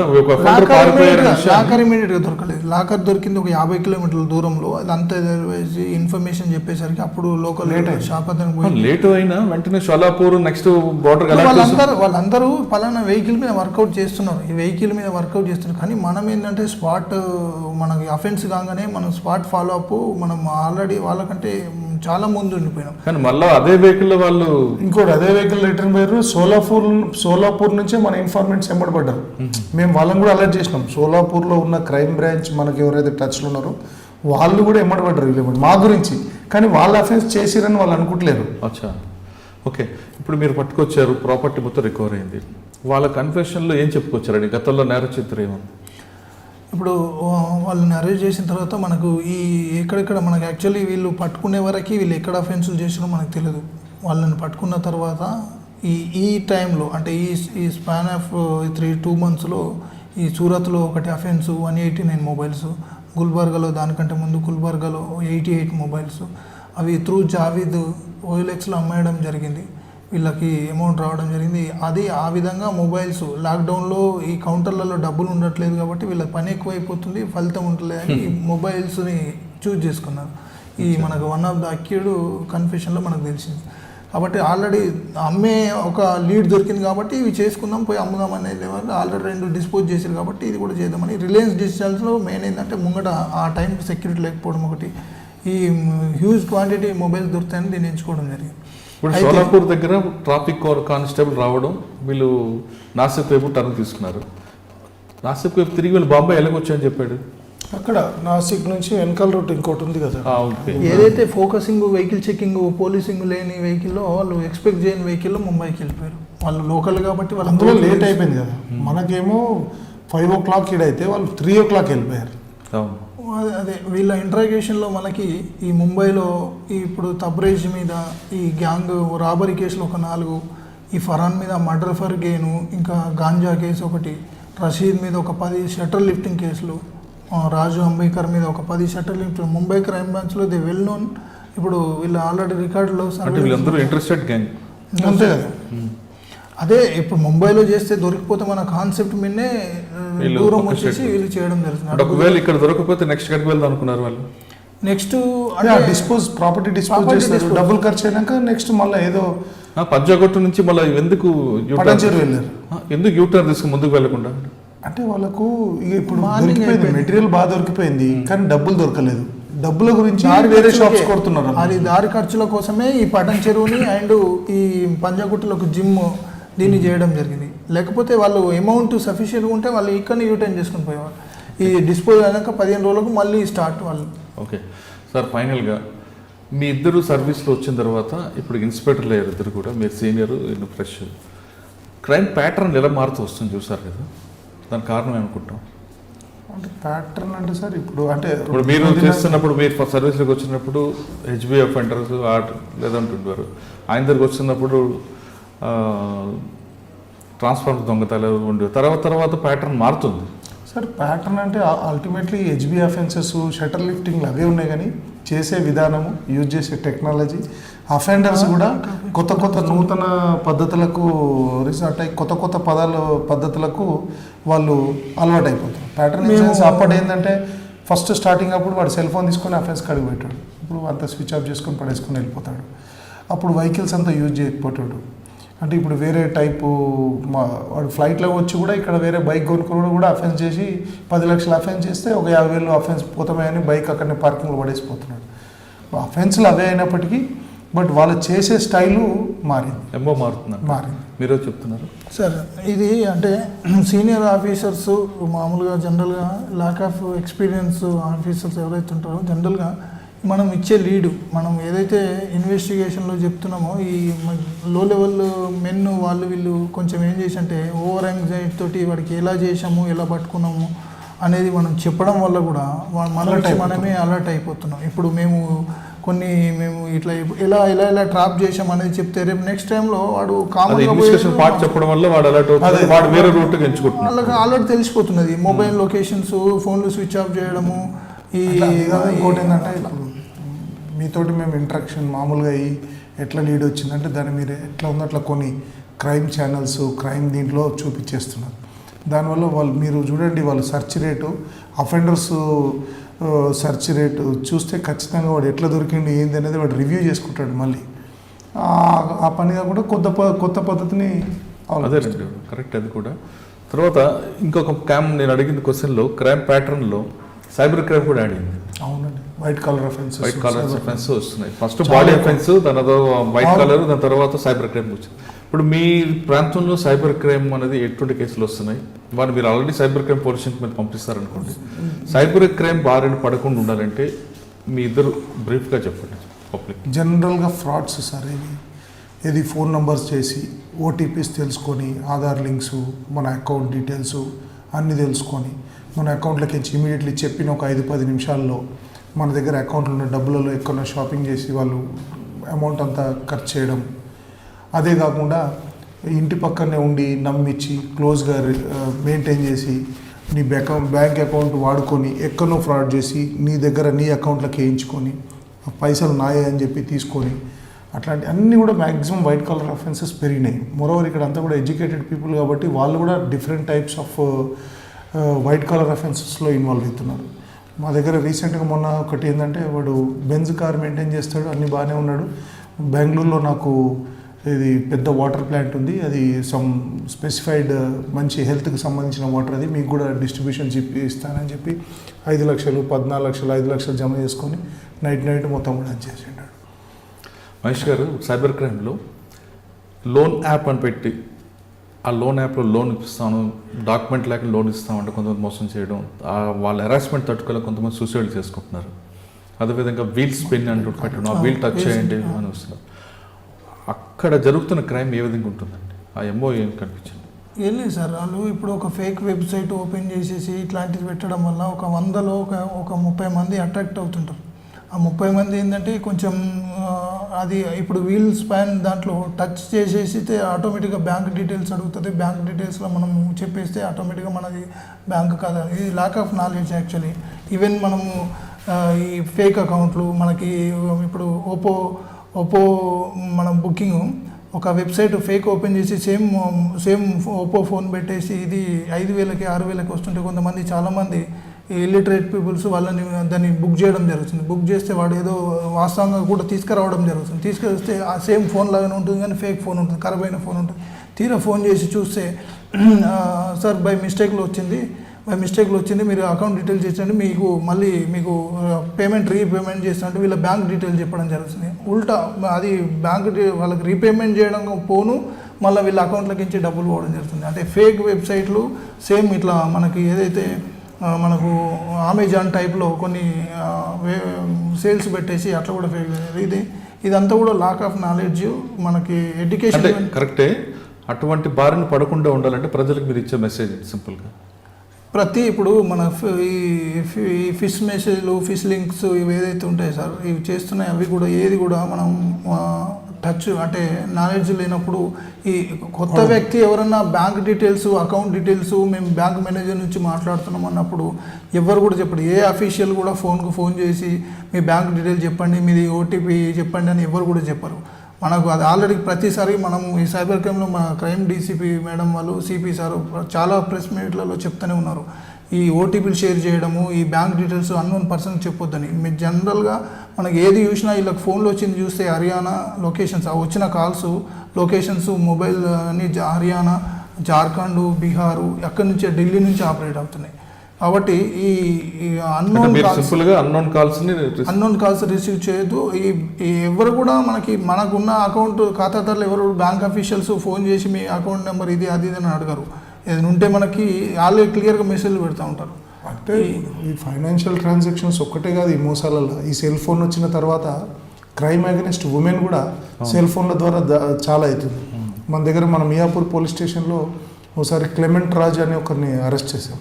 మీకు ఐడియా ఉన్నట్టు. క్లెమెంట్ రాజ్ అంటే దగ్గర వాడు ఒక 2,000 న్యూడ్ ఫొటోస్ వాడి సెల్ ఫోన్లో దొరికినాయి. ఒక 300 మంది అమ్మాయిలను ట్రాప్ చేశాడు. వాడు ఉండేది Chennai. He's a software employee, బాగా చదువుకున్నాడు. వాడు ఎట్లా అంటే ఒక ఉద్యోగం ఇప్పిస్తా అనేది ఒక వెబ్సైట్ క్రియేట్ చేసిండు. ఎవరైతే ఉద్యోగాలు కావాలనేటోళ్ళు అందులో అప్లై చేసుకోమని చెప్తారు. రిసెప్షనిస్ట్ జాబు పెద్ద Radisson Blu hotel, Taj Krishna, Taj పెద్ద హోటల్స్కి అన్ని పేర్లు ఉంటాయంటారు. అరే ఎవరైనా అమ్మాయిలు ఉంటారు, వాళ్ళు ఫోన్ చేసినప్పుడు sir I'm so and so అంటే, సరే అమ్మ నా అసిస్టెంట్ ఉంటుంది, ఆమె పేరు వచ్చి ఒక లేడీ ఉంటుంది, ఆమెతోటి మీరు కాంటాక్ట్ కానీ ఆమె ఇంటర్వ్యూ తీసుకుంటుంది. ఆ లేడీ పేరు మీద ఇంకోటి వాట్సాప్ నెంబర్ ఉంటుంది. వాడు వాట్సాప్ నంబర్లో ఎస్ దిస్ ఈజ్ ఆమె పేరు ఏదో ఉంది, కృష్ణ ఏదో లేడీ పేరు ఉంటుంది. How are you, this is I'm secretary to so and so mister Clement Praveen అని పేరు, ప్రవీణ్ అని మార్చుకున్నాడు. Praveen, you are in the interview, first స్టెప్లో we need some details, what is your name so and so. So as we're offering you the job which ultimately అంటే for month మీకు ఒక 80,000 90,000 salary ఉండేసరికి first వీళ్ళు 90,000 ఒక రిసెప్షనిస్ట్కి వస్తున్నాయి అనేసరికి మీరు ఎట్లా ఉంటారు, మీ పోస్టర్ చూపించండి. ఎందుకు అని అడిగితే ఎస్ మీరు reception, you're face of our hotel కదమ్మా, వీ నీడ్ యువర్ మంచి ఫోటోగ్రాఫ్ అనేసరికి ఆమె ఏం చేస్తుంది, నీట్గా మంచిగా డ్రెస్ చేసి ఫోటో ఇస్తుంది. వెరీ గుడ్, ఎక్సలెంట్, ఉన్నది మీ ఫోటో. ఫస్ట్ స్టెప్ క్లియర్ చేస్తే సెకండ్ స్టెప్లో మీ వాకింగ్ స్టైల్ కావాలంటాడు. ఆమె అక్కడ కెమెరా పెట్టుకొని అక్కడ నడిచి అక్కడిక్కడ నడిచి చూపించుకుంటారు. Yes madam, you need to deal with foreign delegates, చాలామంది వస్తుంటారు, మీకు స్కిన్ డిజీజ్ ఉండొచ్చు, మీకు ఏమైనా ఉండొచ్చు, మచ్చలు ఉండొచ్చు, మీరు చేతుల వరకు ఒక్కోసారి ఇక్కడ వరకు వేసుకోవాల్సి వస్తుంది, మీరు షోల్డర్స్ వరకు కొన్ని డ్రెస్సింగ్ మోడర్న్ స్టైల్ వేసుకోవాల్సి వస్తుంది, మీరు పెట్టికోట్ మీద ఫొటోస్ పంపంటారు. పెట్టికోట్ మీద అడిగాడు కదా అని చెప్పేసి పంపించింది. ఎక్సలెంట్ మేడం, చాలా బాగుంది. థర్డ్ స్టెప్ అని. ఫోర్త్ స్టెప్లో ఉమెన్కు మాట్లాడుతున్నానే మైండ్ సెట్ క్రియేట్ చేస్తాడు. ఒక ఉమెన్ తోటే మాట్లాడు, మీకేమైనా మీరు అక్కడ బికినీస్లో వెళ్ళవలసి వస్తుంది, స్విమ్మింగ్ పూల్ ఏరియాకి వాళ్ళను మనము రిసీవ్ చేసుకోవాల్సి వస్తుంది అనేసరికి 100 మందిలో ఒక 20 మంది ఈ శాలరీ ఇదంతా ఈ ఉమెనే కదా అని చెప్పేసి బేర్ ఫొటోస్ ఇచ్చారు. బేర్ ఫొటోస్ ఇచ్చినాక అప్పుడు original Praveen Kumar by Clement Raj, hi this is not the Krishnan so and so, ఈ లేడీ కాదు నేను జంట, నీ దగ్గర నా లేడీ ఫొటోస్ ఉన్నాయి చూడు అని చెప్పి పంపిస్తున్నాడు. ఆమె ఇట్లా తల్లిదండ్రులకు చెప్పకుండా, భర్తకు చెప్పలేకుండా, సొసైటీలో వీడి ఫొటోస్ ఎక్కడ పెడతాను చాలా మనోవేదనకు గురై ఎంతో టెన్షన్ పడి ఏం చేయాలో తెలియక ఎవరు బయటికి రాకుండా, సారీ సార్ మీరు నన్ను ఎట్లయినా కాపాడండి, ఎవరు చెప్పకండి, నా ఫొటోస్ ఇవ్వకండి అంటున్నవాడు. ఎస్ నేను చెప్పిన పని చేయను అంటాడు. Yes you go on to the room. వాడు లైవ్ వీడియో సెక్స్ చేపిస్తాడు, మీరు బట్టలు ఇప్పేసాయి తిరుగు వీడియో లైవ్ సెక్స్, ఇట్లా వీడియో సెక్స్లో వాడు ఒక పర్వర్టెడ్ ఫెలో అయిపోయాడు. ఇట్లా వాడు దగ్గర 200-300 మంది ఆడవాళ్ళను ట్రాప్ చేసుకొని పెట్టుకున్నాడు. వాడికి ఎప్పుడు కావాలంటే ఏ ఆడామని న్యూడ్ కావాలంటే ఆడామని న్యూడ్ చూస్తాడు. అట్లా తయారు చేసి వాడు ఇక దాంట్లోనే మత్తులో ఉండిపోయాడు. ఒక లేడీ అనుకోకుండా ఒకరోజు ఏదో వేరే విషయానికి వస్తే వాళ్ళ ఫ్రెండ్ తోటి వచ్చి, సార్ ఒకటి చిన్న ఇష్యూ చెప్తా సార్ అని చెప్పి ఇట్లా చెప్పింది, మీరు మా హస్బెండ్ చెప్పండి కండి, నా న్యూడ్ ఫోటో నేను కొన్ని పలానానికి ఇచ్చాను సార్ అని చెప్పి. ఏమో మా కేసు పెడుతుంటే, కేసు పెడితే మా భర్తకు చేస్తుంది సార్, నేను చచ్చిపోతాను, మీకు ఏం ప్రాబ్లం ఉండదు మేము చూసుకుంటామని చెప్పి ఇమీడియట్లీ ఎఫ్ఐఆర్ రిజిస్టర్ చేసి సిపి గారి దృష్టికి వెళ్ళింది. ఇట్లా ఉంది సార్. ఇమీడియట్లీ ఒక టీంను ఫామ్ చేసి చెన్నైలో ట్రాక్ చేసి హరిశంకర్ రఘు అనే ఎస్ఐని పంపించి ఎస్ఓటి ఇన్స్పెక్టర్, మా ఎస్ఓటి అడిషనల్ డీసీపీ సార్ ఆధ్వర్యంలో పంపించి వాడిని లిఫ్ట్ చేసి తీసుకొచ్చి వాడి సెల్ ఫోన్ చూస్తే బూతులు మనం చూడలేం, పోనోగ్రఫీ అనేది పనికిరాదు, అంత దారుణంగా ఉన్నాయి. మేము వాడిని కాల్ లిస్ట్ తీసి ఒక 20 మందిని పర్సనల్గా బయట జాబ్స్ దగ్గర కలిస్తే no women, no ladies coming forward to lodge a complaint, మీకు దండం పెడితే నన్ను మాత్రం కేసు ఉండొద్దు, ఎవరు తెలియద్దు. అయినా కానీ మా sir CP sir Anasuya madam తెలివిగా ఏం చేశారంటే ఒక ఉమెన్ ఇన్స్పెక్టర్ని సునీతను వదిలిపెట్టేసి కొన్ని నంబర్స్ తీసుకొని పంపించి వాళ్ళ ఇంటి పర్సనల్ ఇటు నువ్వు కేసు పెట్టు ఇట్లా చేయాలి. అందులో మేము ఒక 4-5 కేసులు 4-5 కేసెస్, ఒక ఉమెన్ భర్త లేని వాళ్ళు కొంచెం బోల్డ్గా ఉన్న లేడీస్ 4-5 కన్విన్స్ చేసి జీడిమెట్ల పోలీస్ స్టేషన్లో, నా పోలీస్ స్టేషన్లో కొన్ని కేసులు రిజిస్టర్ చేసి వాడిని అరెస్ట్ చేసి పీడీ యాక్ట్లో 1 year ఇంకా జైల్లో ఉన్నాడు క్లెమెంట్ రాజ్. ఇట్ వాజ్ రియల్గా చాలా సాటిస్ఫాక్షన్ ఇచ్చిన కేసు. అంటే మీరు ఆ కేసులో అరెస్ట్ చేశారు అని బాగుంది, కానీ ఆ విధంగా మహిళలు మోసపోకుండా ఉండాలంటే మీరేం చెప్పాలి? నేను ఒకటే చెప్తాను, ఎప్పుడైతే నీ ఫోన్ నీ చేతిలో ఉందో, దీనికి ఒక లింక్ ఇంటర్నెట్ అనేది ఏదైతే నువ్వు నడుస్తుందో, ఎవ్రీథింగ్ యువర్ అండర్ ట్రాప్ అనేది నువ్వు జాగ్రత్త 24 గంటలు ఒళ్ళు దగ్గర పెట్టుకొని నువ్వు చేసే ప్రతి పని కూడా చాలా జాగ్రత్తగా చేయాలి. ఓటీపీలు ఫైనాన్షియల్ ట్రాన్సాక్షన్ కంటే ఎక్కువ సీరియస్ ఇది. నీ జీవితము ఒక మహిళగా నువ్వు భవిష్యత్తులో అసలు నీకు ఏం లేదు ఇంకా ఇది బయటకు వస్తే. అట్లాంటి సిచ్యుయేషన్లో ఉన్నారు. మేము ఆ 4 ఉండి మిగతా తీసేస్తే ఇప్పుడు వాళ్ళ సొంత భార్య మా దగ్గరకు వచ్చి మీరు మా భర్తను అన్యాయంగా చేసిరంటే, అమ్మ చూడు ఇది మీ భర్త రికార్డింగు, వాడు వేరే ఫోన్ తోటి రికార్డ్ చేసుకున్నాడు వీడియో కాల్, ఇక్కడ వీడి ఫోటో అక్కడక్కడ లైవ్ సెక్షువల్గా వీడియో సెక్స్లా ఫోటో ఆమె చూస్తే ఇమీడియట్లీ వెళ్ళిపోయి ఆమె విడాకులకు అప్లై చేసింది వాళ్ళ భార్య. వాళ్ళ ఇంట్లో వాళ్ళ ఫాదర్ మంచి ఎడ్యుకేటెడ్, నాకు ఇట్లాంటి కొడుకు వద్దని వదిలేశాడు. మరి జైల్లో ఉన్నాడు క్లెమెంట్ రాజ్. సార్ మీరు సైబర్ క్రైమ్ బాధితులు కాకుండా ఉండాలంటే మహిళలకి ఒక ప్రికాషన్స్ ఇచ్చారు. ఓటీపీ ఫ్రాడ్ కాకుండా, ఆన్లైన్ ఫ్రాడ్ కాకుండా ఉంటే మహేష్ గారు ఇచ్చారు. ఇంకా ఫైనల్గా ఒక క్వశ్చన్ అండి, మియాపూర్లో కాదు ఎక్కడైనా సరే ఇటువంటి గ్యాంగ్స్ దాడులు చేస్తుంటాయి, అటాకులు చేస్తుంటాయి, లేదంటే దొంగతనాలు చేస్తుంటాయి. కానీ ప్రజల వైపు నుంచి అంటే దుకాణదారులు అవ్వచ్చు, బ్యాంక్ వాళ్ళు కావచ్చు, పబ్లిక్ అవ్వచ్చు, అంటే హౌస్ హోల్డర్స్ కానీ ఎలాంటి జాగ్రత్తలు తీసుకోవాలి? సార్ ఇప్పుడు ఒకటే సార్, ఎప్పుడైతే హ్యూమన్ బీయింగ్ అనేటోడు ఈయన ఉన్నాడో భూమి మీద ఉన్నంత కాలం క్రైమ్ అనేది ఏదో ఒక రూపంలో జరుగుతూనే ఉంటుంది. ప్రతి ఒక్కరు మీ ఇంట్రెస్ట్ అసలు అప్డేట్ అవుతుండాలి. మీరు ఒక work for example cell phone use చేస్తున్నారంటే మీరు ఏమేమి యాప్స్ వాడాలి, ఏమేమి వాడొద్దు, దాని గురించి డీటెయిల్గా తెలుసుకోవాలి. తెలిసిన వాళ్ళని ఎప్పుడెప్పుడు టచ్లో పెట్టుకోవాలి. ఇంకోటి ఎస్పెషల్లీ మా సిపి సార్ లాంటి లెవెల్లో రెగ్యులర్గా ఇంటర్వ్యూస్ ఇస్తున్నారు. కానీ మీరు వేరే ఇప్పుడు ముఖ్యంగా లేడీస్, ఉమెన్ కానీ ఇట్లాంటి ఫ్రాడ్స్కి పోయిన వాళ్ళు అది ఏదో పనికి వల్ల 100 రూపాయలు కన్సెషన్ వచ్చే యాడ్నేమో గంట సేపు చూస్తారు, తిరిగేసి చూస్తారు, ఆ షాప్ పోయి కనుకుంటారు. కానీ ఒక క్రైమ్ గురించి ఇంత పెద్ద ఆఫీసర్స్, మా డీజీ గారు మహేందర్ రెడ్డి సార్ ఎన్నోసార్లు దీనికి బారిన పడకండి, దీని బారిన పడకండి, గవర్నమెంట్ నుంచి తరఫు నుంచి కూడా ఇట్లాంటివన్నీ చౌరస్తాల దగ్గర ఏదో పాటలు వినుకుంటూ పోతాం. చౌరస్తాలో మా డీసీపీ ట్రాఫిక్ సార్ ఎన్నో యాడ్స్, మీరు ఇట్లా పడొద్దు, ఇది ఓటీపీలు చెప్పొద్దు, అవి ఎవ్వరు వినరు. వినకుండా వేరే దానికి ఇంట్రెస్ట్ పెడతారు. పబ్లిక్ ఏంటంటే క్రైమ్ మిమ్మల్ని మీరు కాపాడుకోవాలంటే మీ గురించి పోలీస్ తరఫు నుంచి లా ఎన్ఫోర్స్మెంట్ ఏజెన్సీ ఈ క్రైమ్ జరగకుండా పెట్టే వాటి మీద మీ ఇంట్రెస్ట్ పెట్టండి, దాన్ని మైండ్లో పెట్టుకోండి, 10 మందికి చెప్పండి. వేరే పనికి మాలిన మాటల కంటే వీటి మీద కూడా ఒక జాగ్రత్త పడితే డెఫినెట్లీ మీరు ఎడ్యుకేట్ అవుతారు. దీని మీద మీకు ఒక అవగాహన వస్తుంది. మీరు పడరు, వాళ్ళు పడనియరు. డెఫినెట్లీ క్రిమినల్స్ కూడా వాళ్ళ పని మానుకొని మీతో పాటు మంచి పని చేసుకుంటూ బతారని అనుకుంటున్నాను. నేరం అనేది చెప్పి రాదు. ఆ నేరం అనేది ఏదో రూపంలో మన చుట్టే తిరుగుతుంది అంటున్నారు మహేష్ గారు, వెంకటేష్ గారు. అయితే ఇక నిత్యం ఏదో రూపంలో నేరం జరుగుతుందని భావించి మనంగా అలర్ట్ అయితే ఖచ్చితంగా నేరాల బారిన పడకుండా ఉండాలంటున్నారు మహేష్ గారు, వెంకటేష్ గారు. ఇది వారం మహేష్ గౌడ్ గారితో, అదేవిధంగా వెంకటేష్ గారితో ఎక్స్క్లూజివ్ ఇంటర్వ్యూ. వచ్చే వారం మరో కేసుతో మళ్ళీ కలుద్దాం. అంతవరకు నమస్కారం. Hello, this is Renu Desai. Please subscribe to iDream. Subscribe iDream. Please subscribe iDream. Please subscribe to iDream.